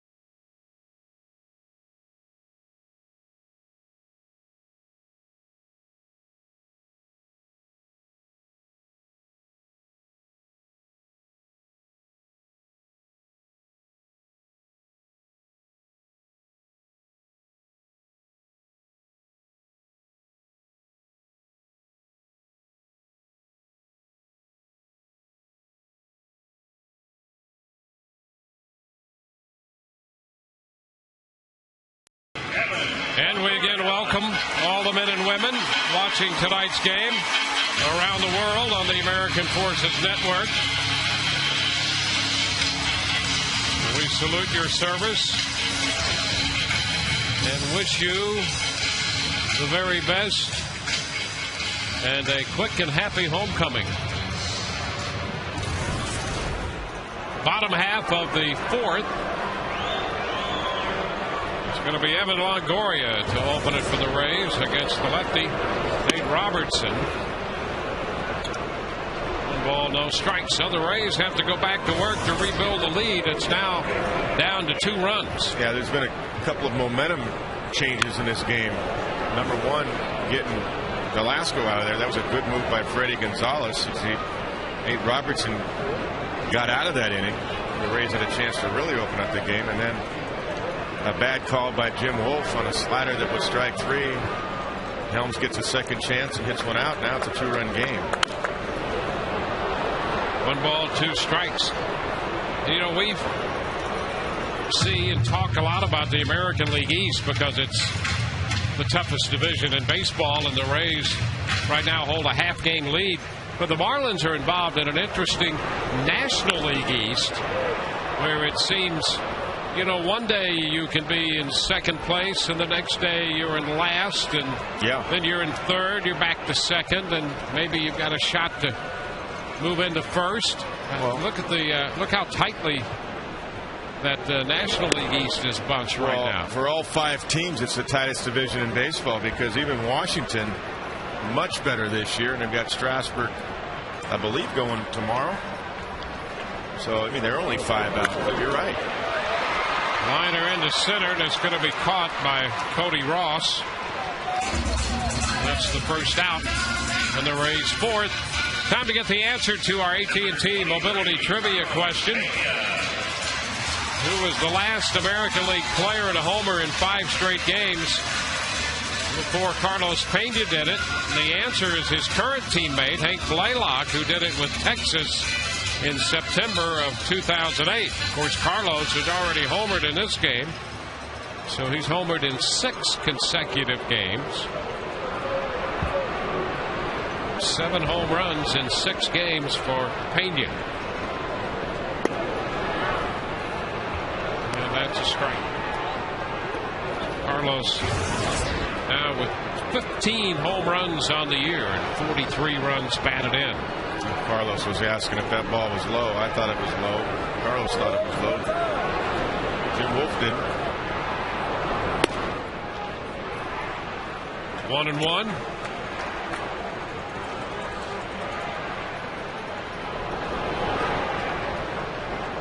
I'd have given one back there. That was a pretty close pitch.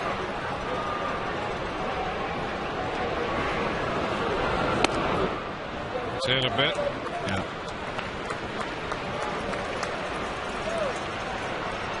One out, bases empty. 2-1 the count to Carlos Pena.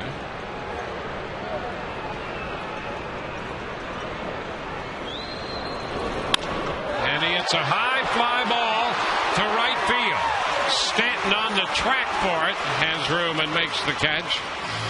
So Carlos gave that one a little bit of a ride, but Stanton just a step back on the track, grabbed it. 2 outs.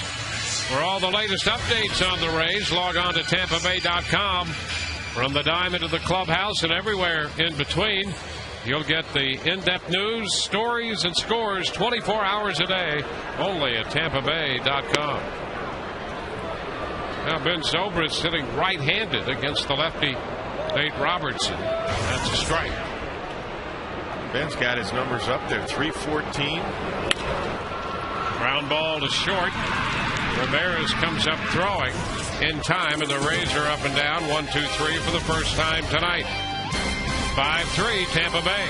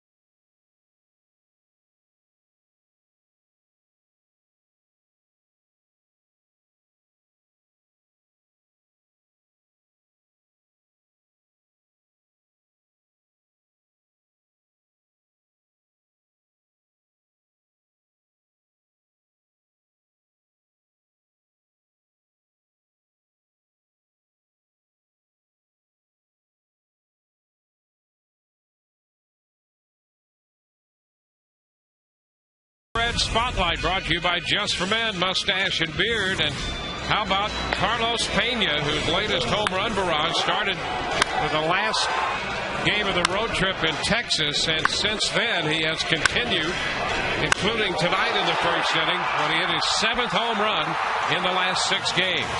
You too can keep your edge with Just for Men Mustache and Beard.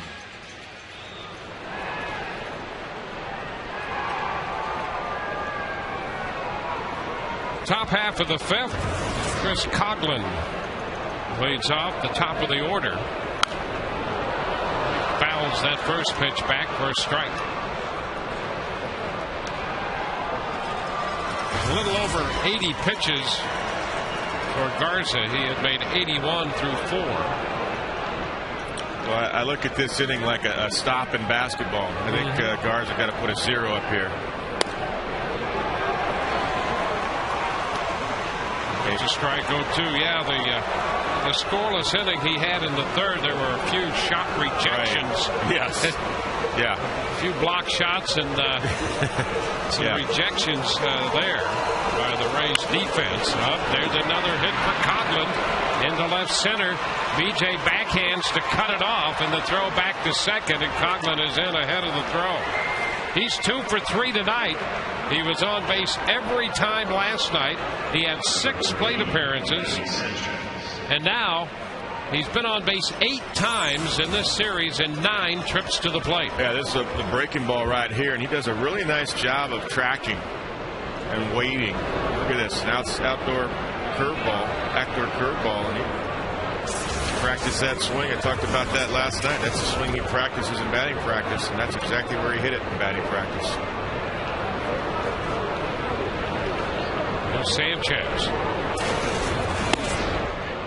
It's outside 1-0. I think you're right about the stop, because if they score here, the pivotal moment in this game was Freddie Gonzalez taking out his starting pitcher. Yes, it was. He didn't want to wait too long. He wanted the Rays to score, a couple more runs. 2-0. Rays got all 5 of their runs off Velasco on 9 hits in 2 1/3 innings. Well, when a guy doesn't have it, you recognize that early. You get him out of there. It's fouled back. 2-1. Get him out of there early enough so your offense isn't looking uphill.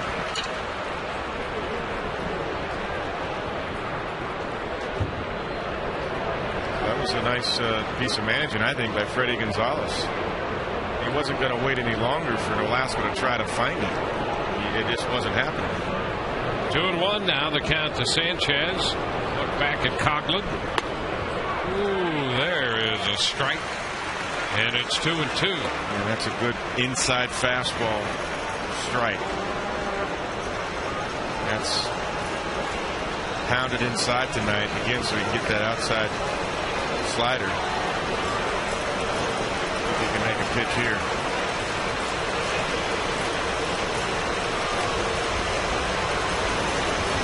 And he fouls it.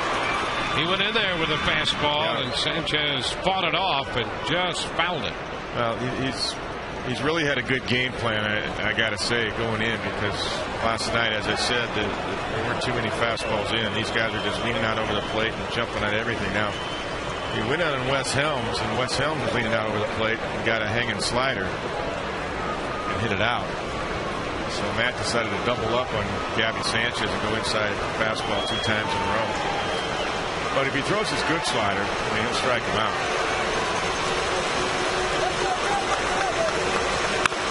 And a line drive base hit into center field. They're going to stop Coughlin at third. Sanchez has his first hit tonight. See, that was a hanger also. See, that was not his good one. That was another mistake. Slider up.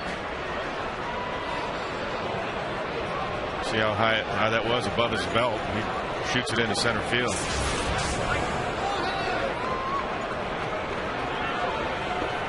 So trouble here with Hanley Ramirez coming up.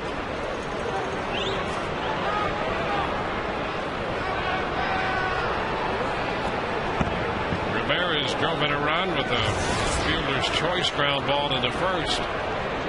Tripled in the third.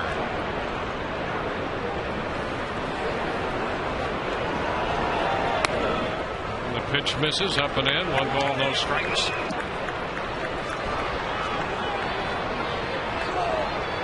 Joe Maddon's going to get that bullpen going. And Balfour moving around down there right now.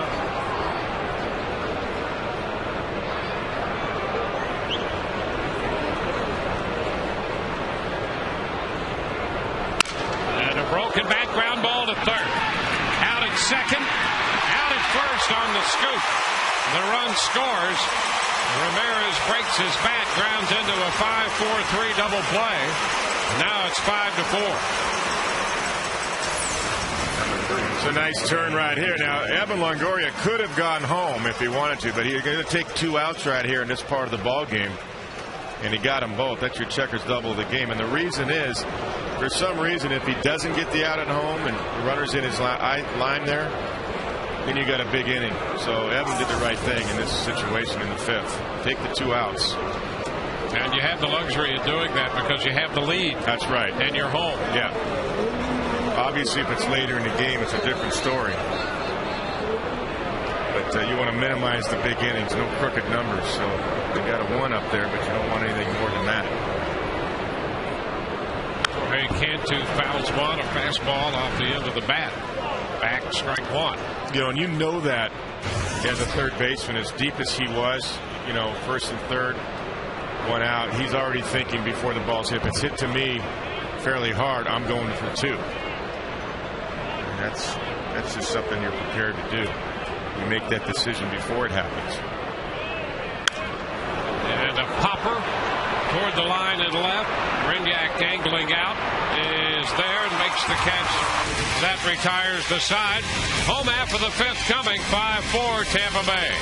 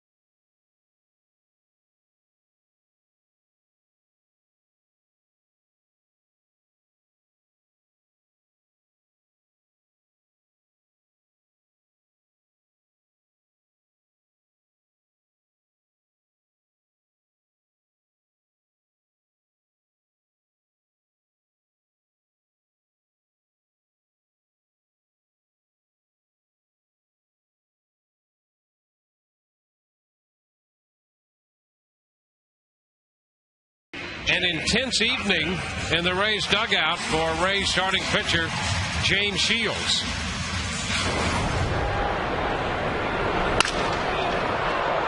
Come on, roll it! Yeah! The loudest clap I've ever heard in my life. You should clap for me to come home. We need to win. David Price chiming in there with his emotional reaction of glee on that double play, and then James Shields analyzing the situation. Well, that was a huge double play because they had a chance for a big inning right there, and Evan Longoria and Sean Rodriguez with the turn eliminated that. Carlos Pena with the pick. B.J. Upton leading off here. Yeah, they got to get some runs back now. You got the momentum back on your side by that. I almost consider that a stop, the way that inning started. Yeah. Well, they stayed away from any more damage than just the one run, and that had to do with the decision that Longoria made to start that double play. Yeah, because run score. You know what happens too if he goes home. The other part of that, the runner can stop and get in a rundown, and then you might have runners at second and third. Ground ball deep short, scooped by Ramirez. He comes up firing, and B.J. Upton is out number one here in the fifth. Well, the Rays and Marlins battle it out on the field. You can battle your hunger with a special offer from Checkers. Log on to the Rays page at foxsportsflorida.com. Click on the Big Buford button for a special offer. Now Hank Blaylock faces the left-hander Nate Robertson. He's been starting for the Marlins, but because of their recent rainout against the Phillies, he was available in the bullpen and was brought on in the third inning in relief of their starter tonight, Ricky Delasco.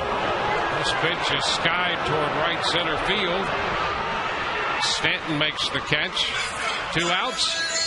Let's check in with Todd Callis. Dwayne, an hour after the game, there was still a line outside the rotunda for tickets to get in here for the post-game concert and for the Rays game. But early on today, there was a lot of tailgating going on. We had our cameras out in the parking lot between 4 and 4:30, and there were already people set up for that great Midwestern game of cornhole, double-barrel action there. This is a new game called ladder golf that some people were checking out. My first throw, I actually made it.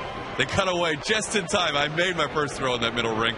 They had all kinds of fun out there. They had beer pong going on. They had a grill action with chicken. They had everything out there. Guys have been tailgating. Girls have been tailgating since early today. There it is, video proof, first try. But also, look, a little beer pong action. And look at this stuff, guys. That's a grill right there. People have been having a great time out here tailgating since the start of the afternoon. Back to you, Dwayne. It's fun inside and outside Tropicana Field. Got a heck of a game going on right here. 5-4. The Rays leading this contest. 1-2 the count to Sean Rodriguez. It's 2-2. Did Todd try any beer pong? I guess he did. I would guess that he would.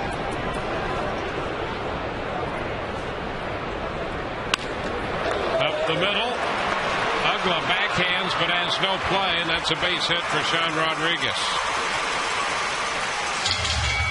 So an infield hit, the second hit of the ball game for Rodriguez. He had homered in the second.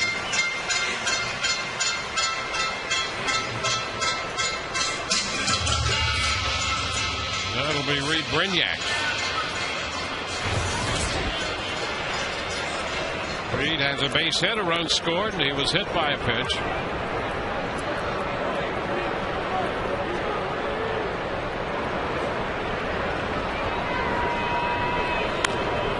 Fouls it. Robertson with the Tigers last year. And he fared a lot better as a starting pitcher. In the games he started for the Tigers last year, his earned run average was .386. And out of the bullpen, it was .748. So the Rays are hopeful that that's a trend that would continue with this bullpen appearance. He's been pretty good to this point, however. Yeah, he has. He's mixing in his fastball off the inside corner like we're just seeing right here to Reed Brignac. Good slider. He's keeping the ball down. He had retired 7 in a row. Brignac stays alive, fouling that one. Before Sean's hit.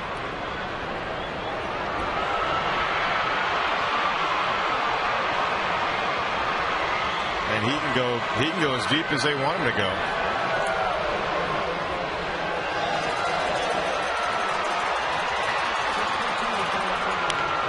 And a little tapper. Robertson over to make a quick throw to first. Not in time. Brignac beats it out. Well, Sanchez cheated, too. He tried to entice Darryl Cousins by coming off the bag early. Can't fault him for trying that because Brignac would have been safe anyway, but he tried to cheat. Darryl Cousins wasn't buying that. Beautiful swinging bunt right here. Nice play by Robertson. Yeah, he tried to come off there and entice.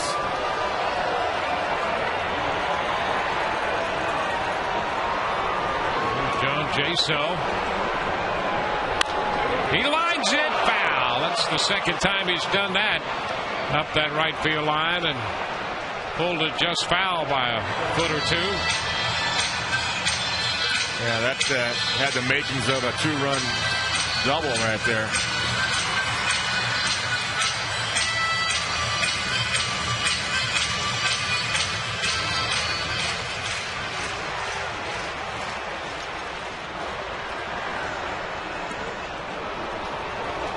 One ball, one strike.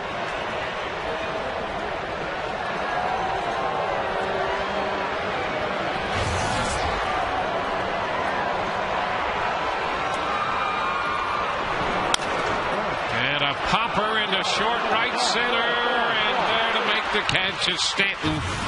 The Rays leave 2 aboard. We're at the end of 5-4 Tampa Bay.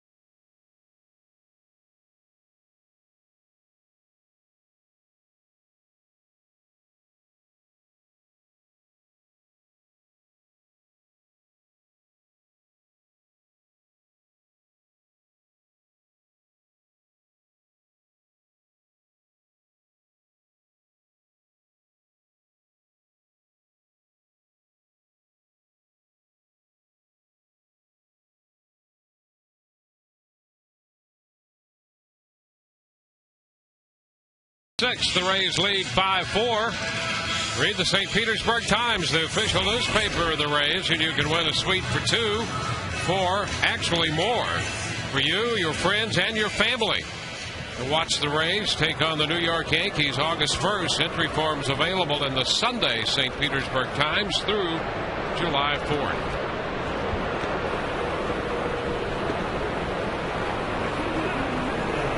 Back to the mound with 94 pitches through 5, Matt Garza. Dan Uggla, the second baseman, leads off the 6th.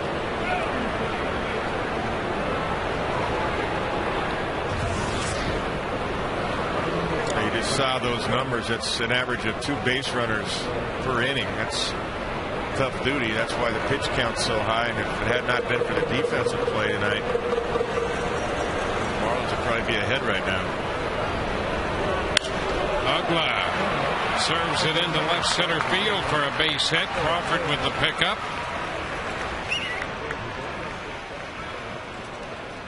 So a leadoff base hit in the 6th. Let's check into the Rays dugout with James Shields. Hey, Stark! Save! I think I almost took your head off. Oh!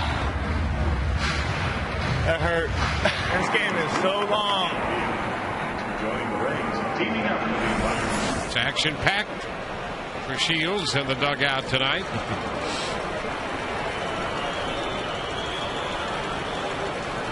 Cody Ross in the batter's box. And this one skips all the way back to the screen. Chased by Jaso, and into second goes Uggla. Yeah, this has been a real grind for Matt Garza. I mean, he does have 7 strikeouts, but the command just hasn't been great. There's a slider. Jaso tries to get over it. skips off his left forearm. So Uggla's in scoring position with nobody out in the 6th.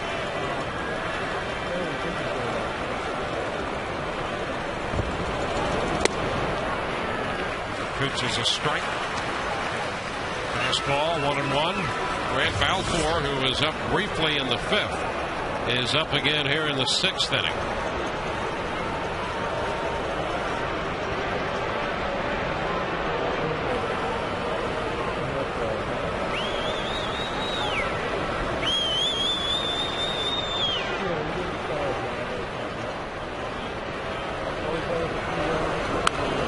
It's foul back. Fastball challenged him. 1-2.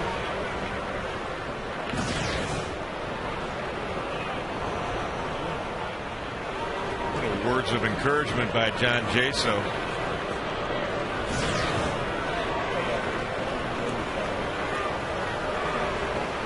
He wants to throw that slider again. I think Jaso probably said something. I'll block it this time. Those are a couple fastballs that last one, Ross was right on it. We're back inside. Into right field. That will be caught by Zobrist. A nice job of closing, and the throw back towards second. Back in is Uggla. For a moment it appeared that ball might drop, but Zobrist got there. It sure did. He did close fast. I thought it might drop as well.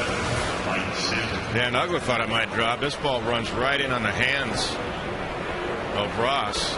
Nice play by Ben Zobrist to pick it off and then come up firing. He's looking for 2 right here, because Uggla had gotten off there pretty far. So 1 out in the 6th. Mike Stanton about to step in. This will be the 100th pitch of the night for Matt Garza. And it's breaking ball low. A lot of that. A lot of curveballs and sliders to the young slugger.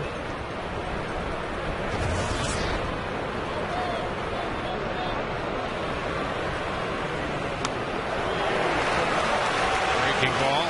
It's 1-1. I think Stanton was looking for it, but that ball, the bottom fell out. That was just a really good pitch by Matt Garza. Overhand curveball.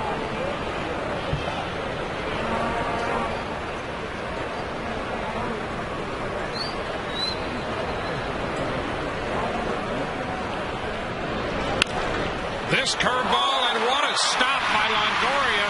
Throw to first. Got him. Oh, my. Longoria takes a double away from Stanton and gets him at first, with Uggla going to third. 2 gone. Wow. And stamp that one with a big old star. Oh, my gosh. Nice play. Nice play. He forgot, oh, baby. Yeah. That's only on home runs, I think. I think you're right. So extra commentary provided by James Shields right there. What a play indeed by Evan Longoria. The Rays defense has been superb. And that's it for Matt Garza. He departs. Back in a moment.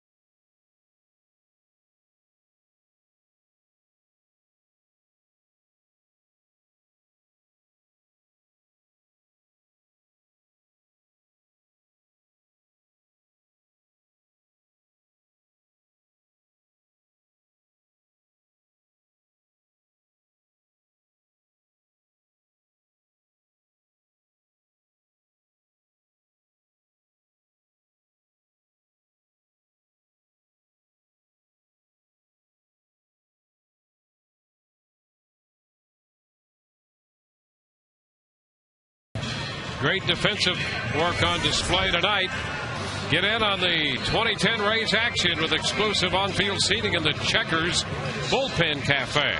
Available dates are filling fast. Act now to make your private group reservations right behind the Rays bullpen. Call 727-825-3406 or go online at RaysBaseball.com. Grant Balfour is the new pitcher for the Rays. He's on to face Wes Helms. Helms homered on a slider his last time up as Balfour is on for the 25th time. Grant's had a very, very good first half of the season here. 1-0 the count. Good command, and he's been throwing more sliders. Hasn't been walking too many guys.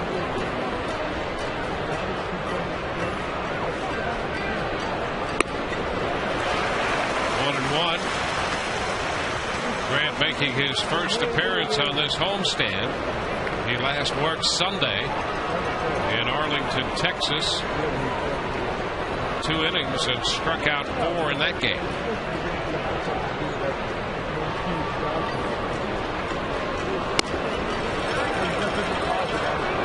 Two and 1.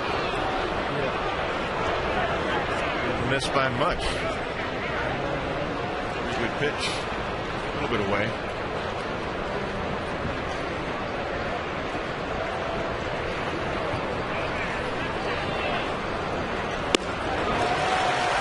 Two balls, 2 strikes.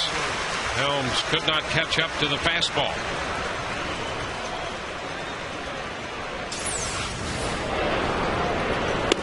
Last pitch here, right? Boy, that was by him before he swung. Quick. 2 balls, 2 strikes. And he strikes him out. Another fastball. They leave a man at third. No runs ahead. A man left.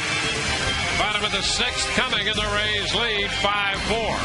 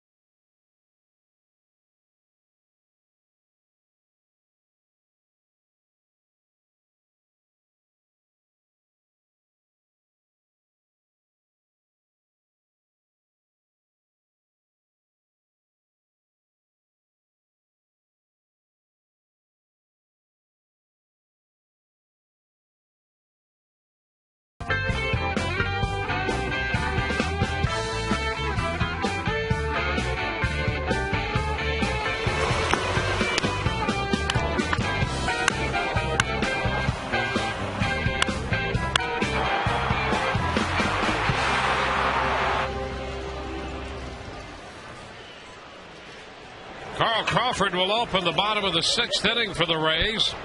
They lead 5-4. Crawford homered his first time up.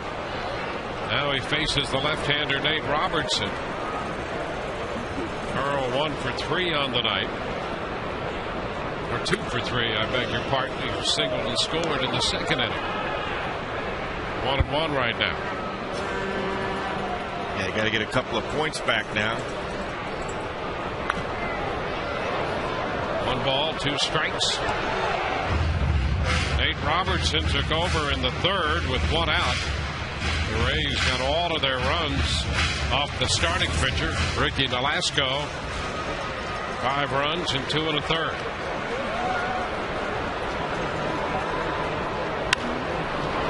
It's out of play. Count holds at 1-2.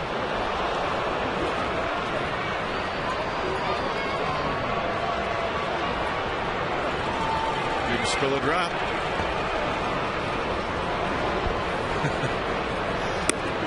Pitch is down. 2-2 now.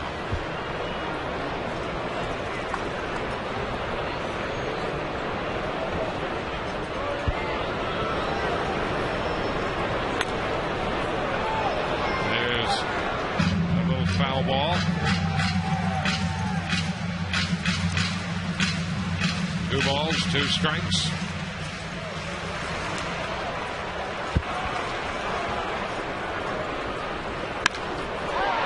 Shot back to center field, but it's going to hang up for Ross. Cody Ross makes the catch on that one. 1 away. Now Evan Longoria.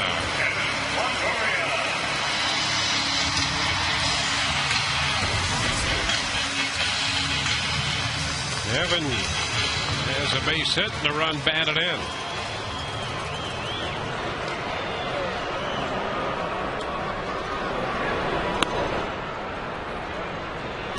A ball, no strikes.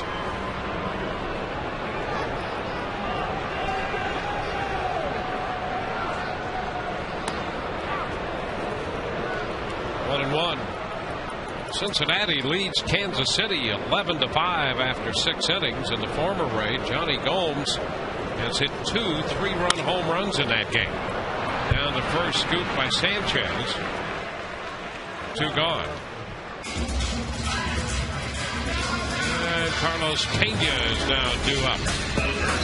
Baseball's biggest stars go head-to-head for one spectacular night in the summer's biggest event. Fox brings you every thrilling moment of the 2010 Major League Baseball All-Star Game. Coverage begins Tuesday, July 13th, live from Anaheim at 8 p.m. Eastern, only on Fox.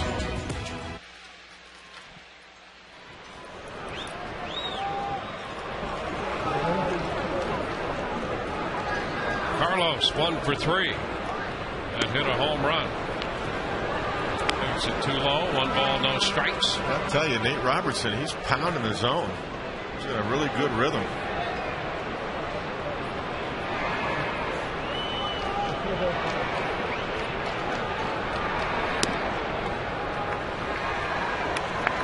Two and 0. Be a little careful with Carlos, though. Carlos hit one to deep right. He sent Stanton to the warning track in the 4th inning. And lately, anytime Carlos hits one in the air in that direction, you think about the long ball. Ground ball foul outside of first. 2 and 1. Yeah, it's really noticeable because he's been hitting the ball away pretty good. He's gotten some pitches in here in the last couple of sequences. That ball he hit to the wall, they tried to go in with a fastball, and he almost hit it out. The count is 2 and 1.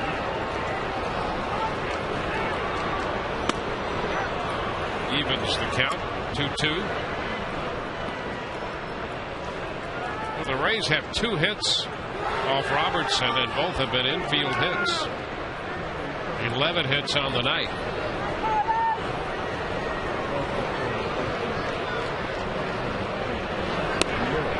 Is out on strikes. It's a nice slider from the left-hander Robertson to get Carlos. We're through 6, 5-4 Rays.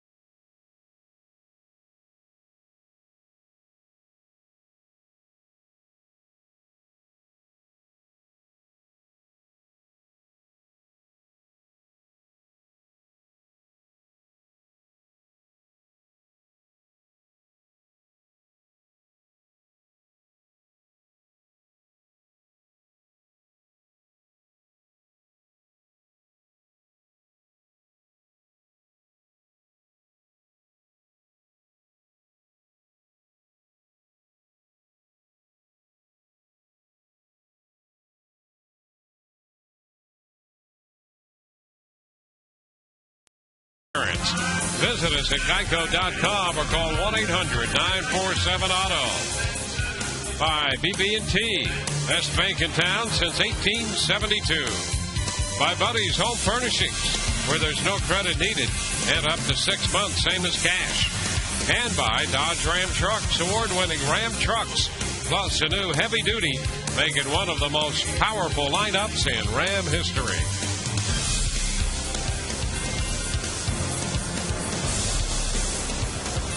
Tonight at Tropicana Field, a one-run game. We go to the 7th.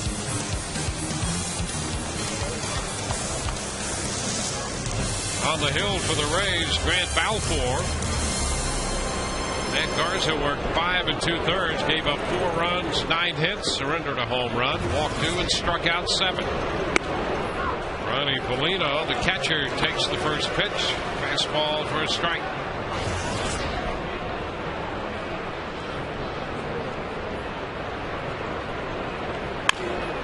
Chopper to first. Nice little hop for Pena, and he makes the play unassisted. Yeah, that was a good comeback throwing a slider, because Paulino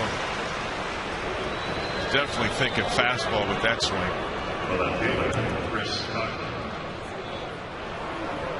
Now we go to the top side of the order. Chris Coghlan. Coghlan has 2 hits tonight. He's 2 for 3. And after a very, very slow start, Coghlan is now up to 283. Boy, is he finding the holes, too. I mean, he is just hitting the gaps. He's got that left center swing down. Shortens, takes the pitch down and in. He tripled and scored in the first. He doubled and scored in the 5th.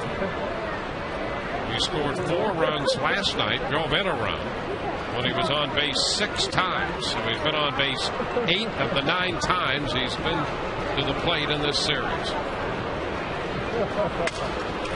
And a liner to third. They get him this time. So he's only 2 for 4 tonight. That's all. Second out of the 7th. He tries to go that way, but Balfour had too much heat for him. Our Verizon pitching matchup tomorrow. Jeff Neiman will go to the mound for the Rays, 6-0.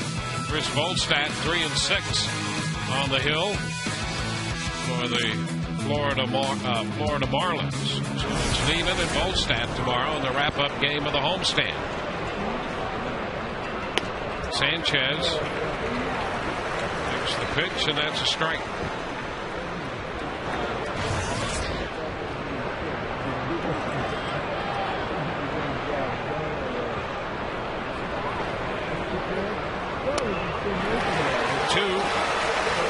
Thinking there, slider. That's a good one right there, down. Well, boy, you'd love to see Balfour continue with this low pitch count and get out of this inning quickly. You bet. Yep.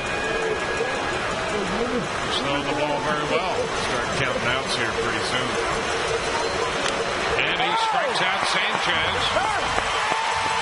Second strikeout for Balfour. 1, 2, 3. Go the Marlins. 7th inning stretch time. 5-4 Rays.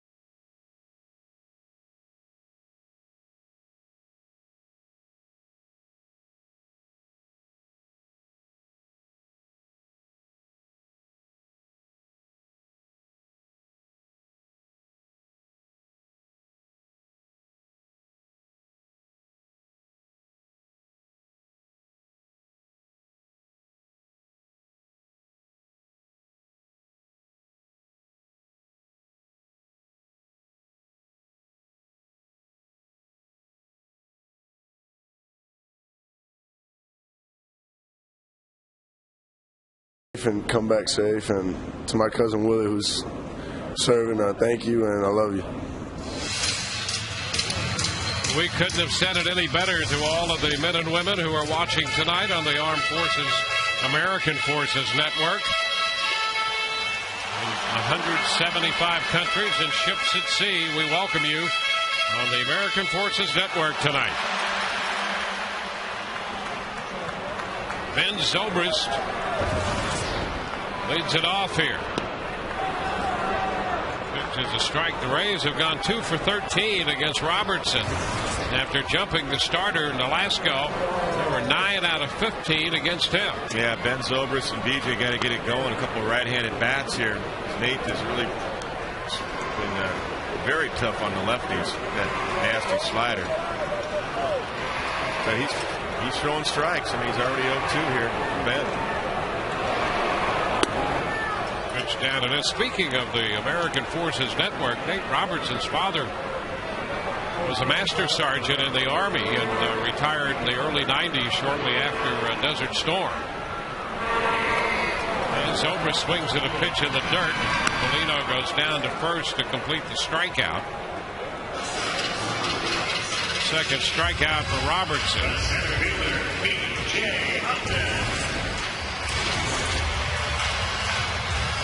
Well, Ben didn't see that pitch. He was guessing, and he guessed wrong, but he didn't really see it. Don't see him chase like that normally. B.J. Upton takes a look at a pitch down. 1 ball, no strikes.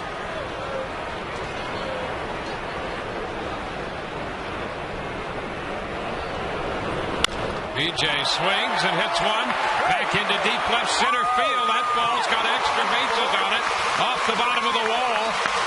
Upton in at second with the double. And a wide throw to third, but it's picked up as Helms vacated his spot around the bag at third to go deep into the foul side of that area.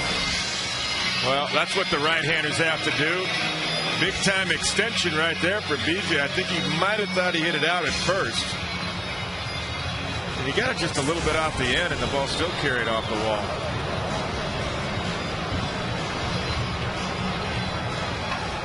Gonna have a pinch hitter here. Yeah, Hank Blaylock, the DH is due, but Kelly Shopik will pinch hit. Yeah, I think you got to do this. That slider is just too tough on the lefties. Although he did strike out Zobrist on a slider in the dirt, but Joe Madden wants to get a run back here, and I agree with him absolutely. Well, the compelling reason for Shopik to pinch hit is that he's 6 of 10 lifetime against Robertson. I guarantee you, not only does Kelly know it, Nate Robertson knows it. The pitch, Shopik held up in time. 1 ball and no strikes. So the Rays have a man in scoring position. They're going to keep BJ close at second base there, because with 1 out, you can get a great jump. You want to steal third base. And a pop foul back. That's going to be out of play. Taking the count to 1-1.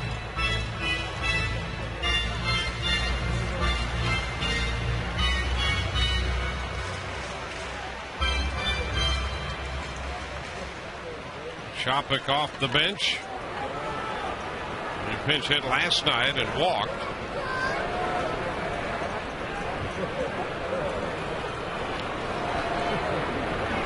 And a throw back to second. Lugla to the bag, and Upton got back in there. Yeah, BJ's thinking about it too. Just trying to get that walking lead. Keep moving. Keep his feet moving.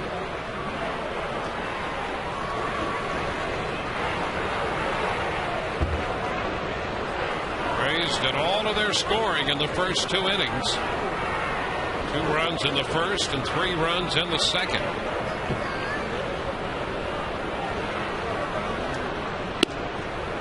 It's wide. 2-1, and Robertson, who was just rolling right along here after giving up the double and now facing Shopik, and because of the history we mentioned, he's careful. Yeah, he's going to be careful with Shopik, and he's got to be careful with BJ about trying to steal third base. There goes Upton. And a swing and a miss, or did he foul it? Did he get a little piece of that one? I think he did. Umpire had his hands up, Jim Wolf. Yep, it's a foul ball then. Indicates foul ball.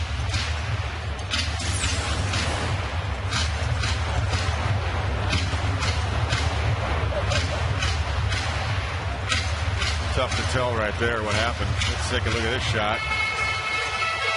Yeah, right there you can see better angle. Center field shot. You can see it fouled it off the shin guard of Ronnie Paulino. Chopik retrieving that bat as that went sailing as well. Upton back at second, 2-2 the count. He had that one stolen too. Now they're going to get together now. If you throw a slider down, there's a chance that BJ runs. I mean, he's going to steal third base. If Chopik takes it, he doesn't chase it. Certainly, BJ, it's a tough pitch to throw on for a catcher, but the bottom line is you got to really try to get the hitter out here. So Paulino went out there to talk to Nate Robertson to see what he wanted to do right here. My guess is he'll try to bury a slider. Looks like he's going away now. He's going to try to bury the slider. And it's a ball down and in. Yep. So the count runs to 3-2. See, he didn't throw that slider, that one in the dirt. He threw a pitch that Paulino could throw on.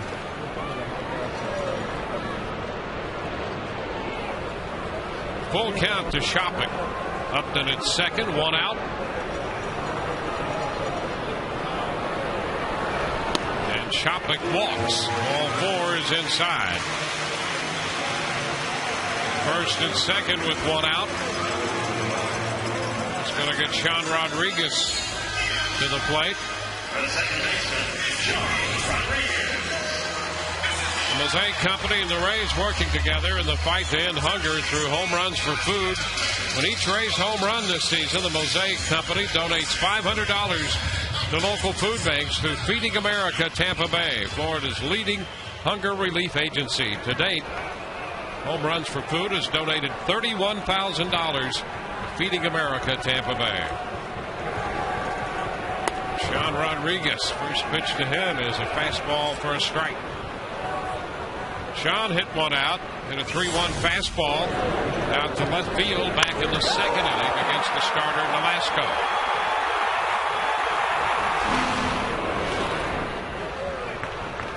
One and one. Yeah, he got a fastball. They tried to go away to Sean, and he missed middle in, and he jumped all over it. Now, BJ runs here. Chopik probably should stay at first base because Paulino, in all likelihood, will throw behind him with both runners going, try to throw Chopik out. There he goes, and there is no throw. Upton steals third. So it's first and third on the steal by Upton. Yeah, and that's right. See, that's George Hendrick and the coaching staff reminding Chopik, you just stay right there. Because as a catcher, you got no chance really to get DJ, especially off the left-handed pitcher, easier to steal off of. And I'm certain Paulino would have thrown to second had Chopik taken off. So BJ picks up the steal of third base, his sixth steal of third this year. And he really had 7. He was safe on a play in which he was called out the other night. Now that throw is just in case the bunt play is on. Just in case that first and third one-out bunt play that Joe Madden likes to put on, where, well, Sean will bunt toward first. And Rodriguez is a good candidate for that. Yeah, excellent bunter. Swings and pops it up. Foul ball right side. That's going to be out of play. And the count goes to 2-2.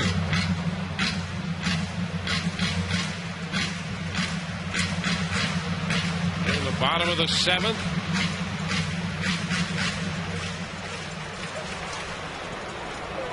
You got to be weary of that strikeout slider now in the dirt. That back foot. And a swing and a miss. He got him with that slider. So yep. Rodriguez is the third strikeout for Robertson. Well, that's just an excellent call by Paulino. Look at the execution of the pitch. I mean, it's a ball, but you have to know that's coming if you're John Rodriguez. especially after seeing the pitch to Ben Zobrist. That's his strikeout pitch to righties.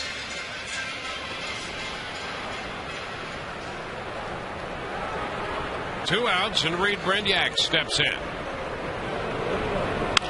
And he lines one hop, and it skips past Ugla for a base hit.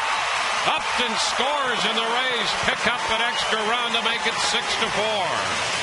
Boy, Brignac, time after time, has come through, and he hit that one just out of the reach of Ugla.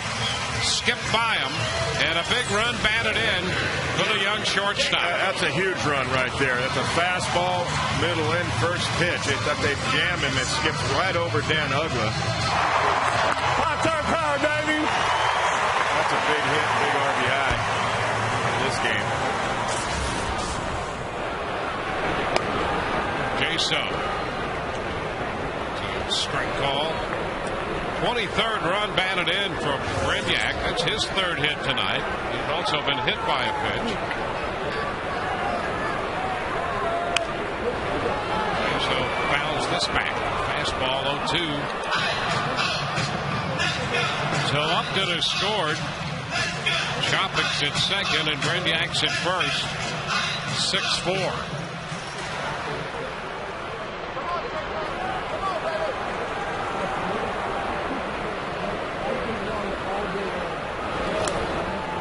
Slow 1-2. The Rays fighting to hang on to first place. They opened the day leading by one full game.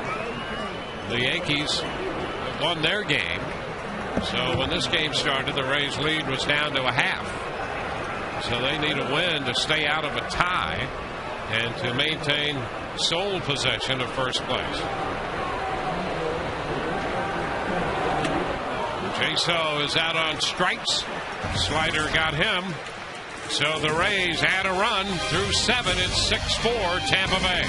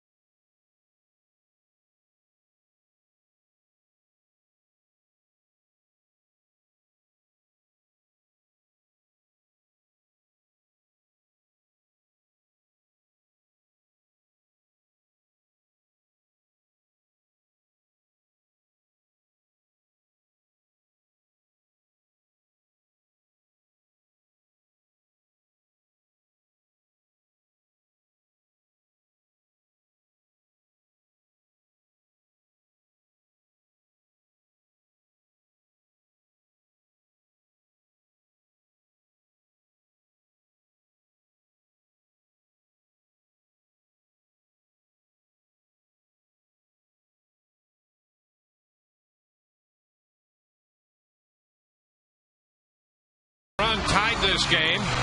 Carlos Pena hit one in the first to give the Rays a 2-1 lead. Sean Rodriguez hit one in the second inning. The Rays built a 5-1 lead. It's now 6-4. They've had great defense tonight. Ben Zobrist throwing out Hanley Ramirez at the plate, and then another great play from Evan Longoria at third base tonight. That and more defensively for the Rays as they hold a 2-run lead going into the 8th inning. Yeah, this has been a real grind, but the defense has really been a huge part of this game. And that was a huge base hit by Brignac. That little cushion for Grant Balfour with a 2-run lead. Third time that Brignac has had 3 hits in a game this year. He did have 4 hits in a game last year, last September. against Baltimore. Well, that was smart hitting, too. Jumping on the first fastball, not letting Nate Robertson get into a slider count.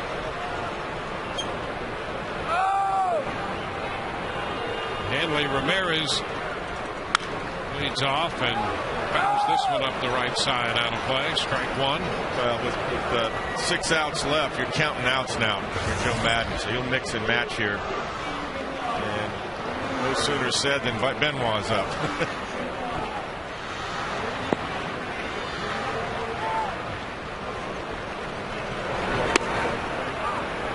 That's a strike on the outside edge. I didn't think Jim Wolf was going to call it at first. Yeah, pretty casual there. Strike 2. Got a little conversation going now with Hanley Ramirez about the call. Yeah, Hanley didn't like that. He thought it was out.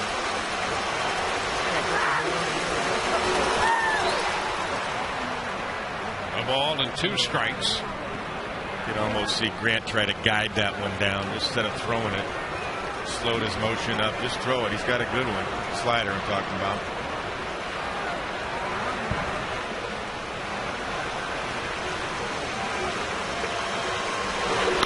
Ground ball. First base side. That's fair. Just past the diving Pena. Zobrist into the bullpen after it. And Ramirez, who hit it off the end of the bat, has himself a double. It's a good pitch, too. Good pitch by Grant Balfour. Carlos just couldn't get to it.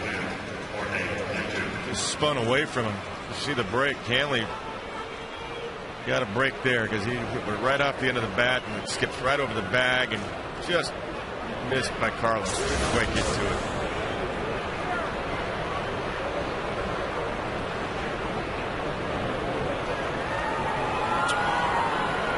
So the double to open the inning.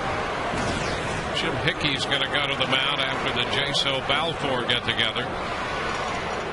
And let's check in with Todd Callis. Dwayne, big weekend this weekend with the Marlins in town. Tomorrow is Family Fun Day presented by the St. Petersburg Times. The first 10,000 kids 14 and under get this Jason Bartlett bobblehead doll presented by Bright House Sports Network. That is a real close likeness to JB. And by the way, the Rays found out today that Bartlett will be here tomorrow, but then beginning on Monday, he'll be on a 2-day rehab assignment as the Durham Bulls play the Gwinnett Braves up in Georgia, and then he'll join the team on Wednesday. He'll DH on Tuesday, and he'll play 7 innings at shortstop on Monday, join the team on Wednesday. But tomorrow, kids get the Jason Bartlett bobblehead. Guys, back to you. And the Rays also plays Gabe Kapler on the DL today with the right hip flexor strain, and Justin Ruggiano been recalled from Durham. Now Cantu. Put away, a ball and no strikes.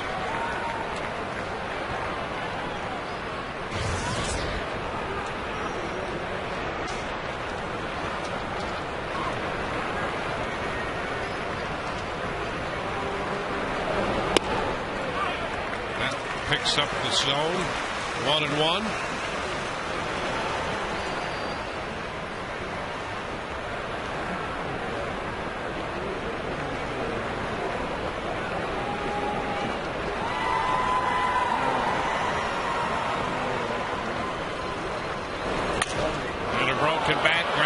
Shortstop. Brignac up and the throw to first. Ramirez goes to third. So they retire Cantu. And that's a big out because he's been very good, extending a hitting streak to 11 earlier, hitting over 400 with men in scoring position. Yeah. And you got Dan Uggla now. You got to be careful. First ball, fastball hitter. 14 home runs. Grant's thrown a couple of good sliders. That last pitch to Cantu was a nice slider. That was not an easy play, by the way, for Brignac, because that had some spin to it too. Get off the end of the bat. That ball hugged the turf, and he stayed down with it. It was a nice play by Reed. Looked easy, but it's really not. And a nice stop by Jaso on an opening slider to Uggla. He saved a run right there. 1 ball, no strikes. Uggla's 2 base hits have been on first pitch fastballs.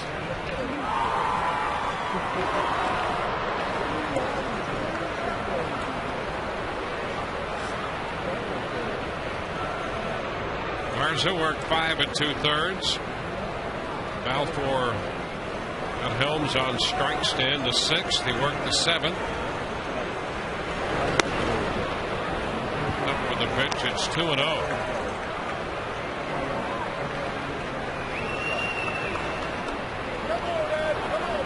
You got Helms on 5 pitches and then threw just 7 pitches in the 7th. So in an inning and a third, he made only 12 pitches.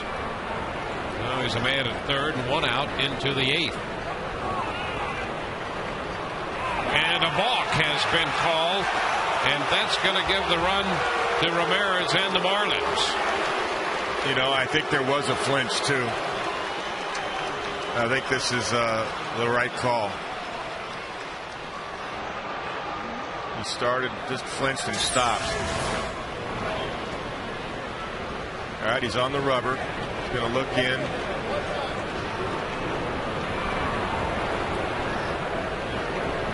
There's the flinch, just slight. Wow, it's slight. That's just a slight flinch.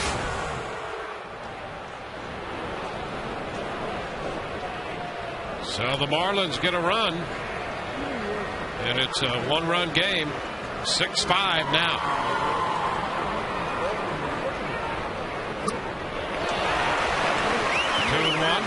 Slider. You know, Jim Wolf is looking right at him, so he saw that. I mean, that's the only reason. That's why the other guys didn't call it. He's looking right at him, and he could see him start just a little bit and then stop to try to get a sign again. 2-2 the count, and the pitch is outside. Wow, it's now full. That's a pretty good pitch. We've seen see, that crosses the plate too. That's a good pitch. Slider. I mean, he's missed that 3 times today. That's a good pitch. Yeah, that's another perfect pitch. 3-2 and a tap to 3rd. Charged by Longoria. Throw to first in time to get Ugla. 2 outs. Yeah, the Rays pitchers have 3 times made perfect pitches. Well, and it's been a big difference in the game because Helms was struck out on a Garza slider for sure. And also Matt threw a good curveball in the same type situation, and then that one. So that's big. So it's a 6-5 game. The Rays will make a pitching change, and we'll be back in a moment.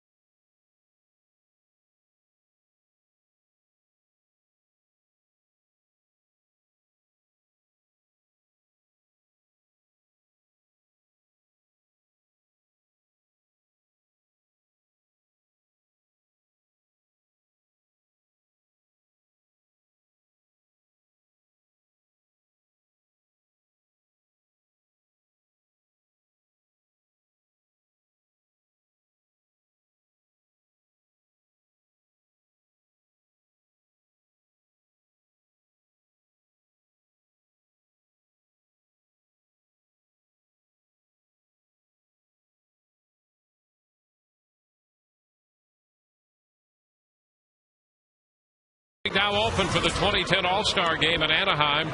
So send your favorite Rays players to this year's All-Star Game by voting up to 25 times at RaysBaseball.com. Vote early, vote often, vote today. RaysBaseball.com.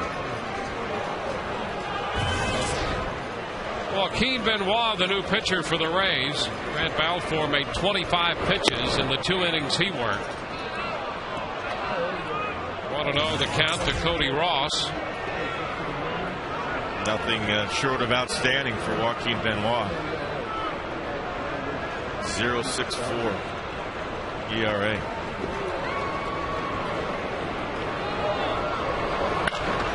Fly ball, center field. Upton's going to have to go back to grab it. He does, and that retires the side. A run, one hit, nobody left. Bottom of the 8th coming, 6-5, Tampa Bay.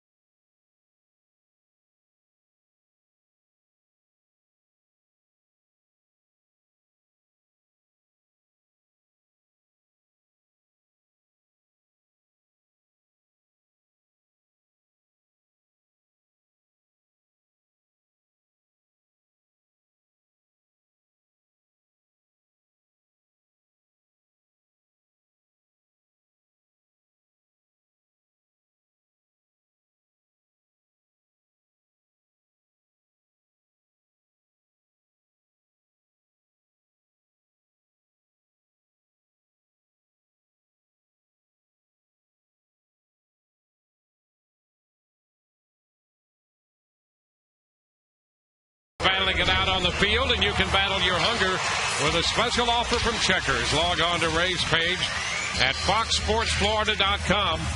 Click on the big Buford button for a special offer.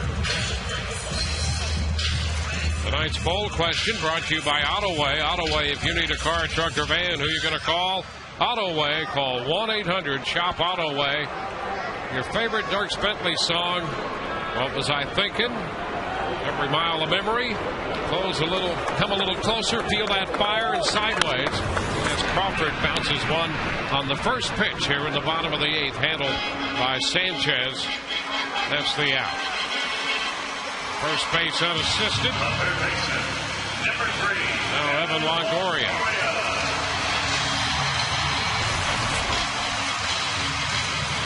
Evan drove in a run with a base hit in the second. You can expect early in the count Evan to think one thing here: get a pitch he can hit out of the ballpark. First pitch is a strike.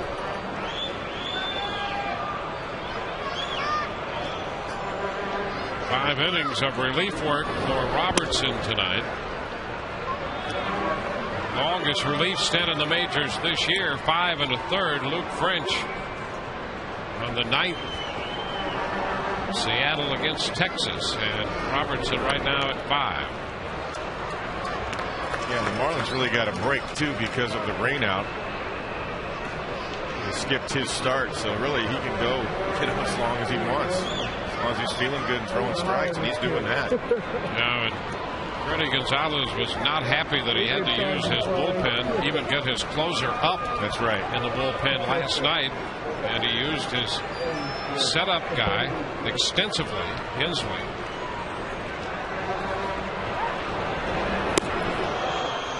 Two and two. Well, Devin took a shot at it. Now he's got to put it in play. Took a shot at trying to go out of the ballpark. This is the 80th pitch of the night for Nate Robertson. And it's lifted. Short right center. Ugla out. Stanton coming in. Ugla makes the call, falls down, and hangs onto the ball. So Ugla had a difficult time with that one, but held on. Yeah, he sure did. If he lost it in the roof or not, but he's backtracking right here. As he goes to the ground, he picks it. I mean, really, Stanton could call him off. It's an easier play. But Ugla called it all the way. Now Carlos Pena.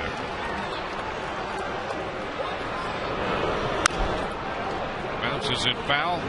Pena homered in the first. 1 for 4 tonight.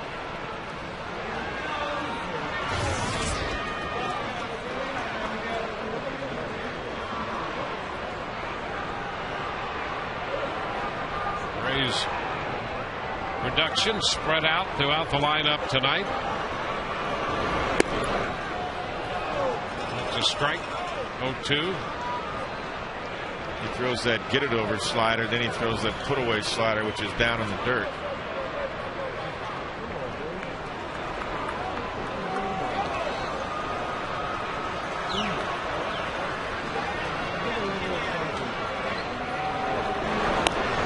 And there is strike 3 call. Pena caught looking on the fastball. We go to the 9th. 6-5 Tampa Bay.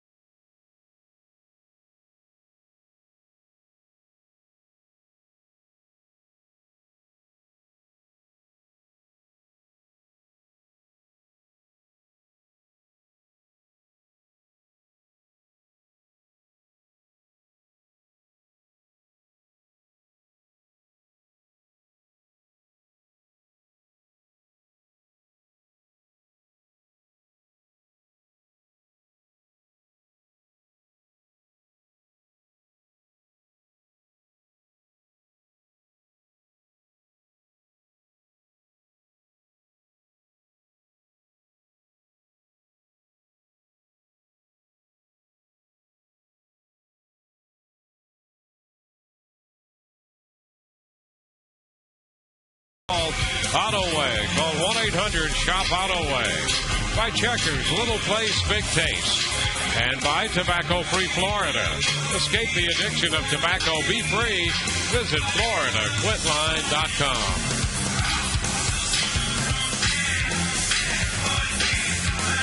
Rays lead 6-5. This game moves into the 9th inning. More from James Shields. Been mic'd in the Rays dugout. No, I use this one. That one? I don't like the whole thing. Yeah. I'm wearing Lengo's elbow guard. You know, the one right here? No, I'm just wearing it the whole inning. I was like, we got an out, so I figured I'd just keep wearing it. And he's in here in full panic looking for it. I was like, oh, I got it. I didn't even know. Number 13.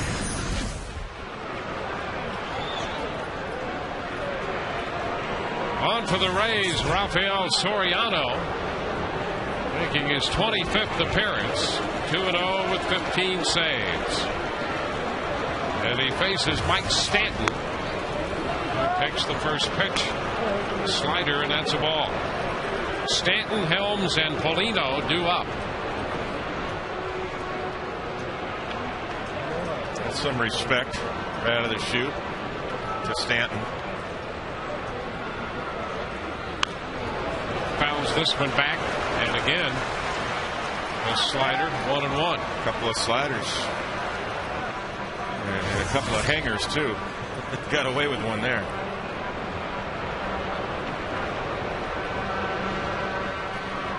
Stanton walked in the second inning. Otherwise 0 for 2, and which is wide. 2-1, a fastball out there.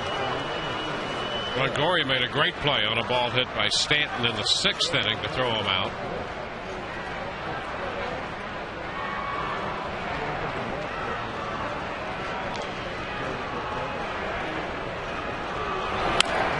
And the slider is popped popped up. Right side of the infield for Sean Rodriguez, who makes the catch.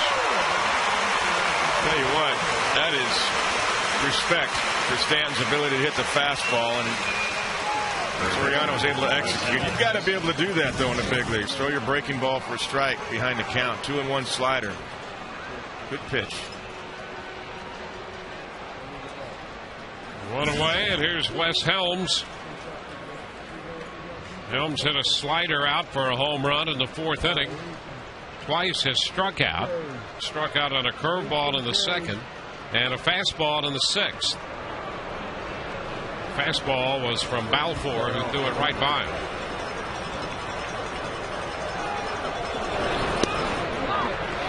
And there's an opening fastball taken for a strike. Well, Wes is the one that really struck out on a slider. Perfect pitch by Garza that he did not get the call, and then ends up hitting a 2-2 slider. Had another chance and hit it out of the ballpark. Pops it foul up the right side. That's going to fall into the stands. Out of the reach of Pena. It's 1-2. Yankees won. They beat Houston in New York 9-3. Boston beat the Phillies at Fenway 10-2.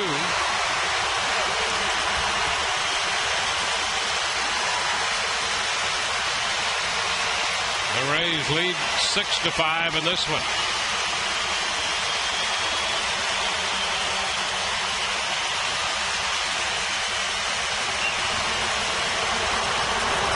Oh, up and in, almost got him.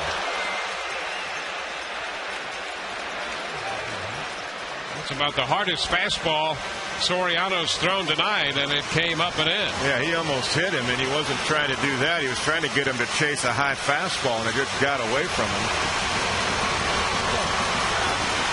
That'll make you think a little bit, though. He dives out over the plate, too. Swing and a miss. He came in with a high fastball. Struck him out. They got him to chase that pitch up. Good sequence right there. Come right back with it. Good execution by Soriano.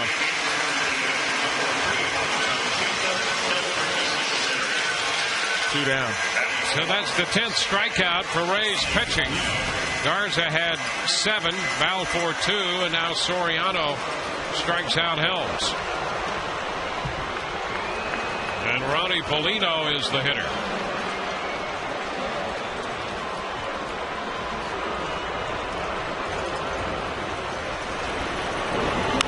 Polino sends a fly ball right center field. Zobrist is there, and the Rays are winners. 1, 2, 3 go the Marlins in the 9th, and the Rays pick up a victory tonight over Florida. 6-5 the final. And on a day and night when both New York and Boston win, the Rays win, and they stay a full game in front in the American League's Eastern Division. 6-5 the final. Back to wrap it in a moment.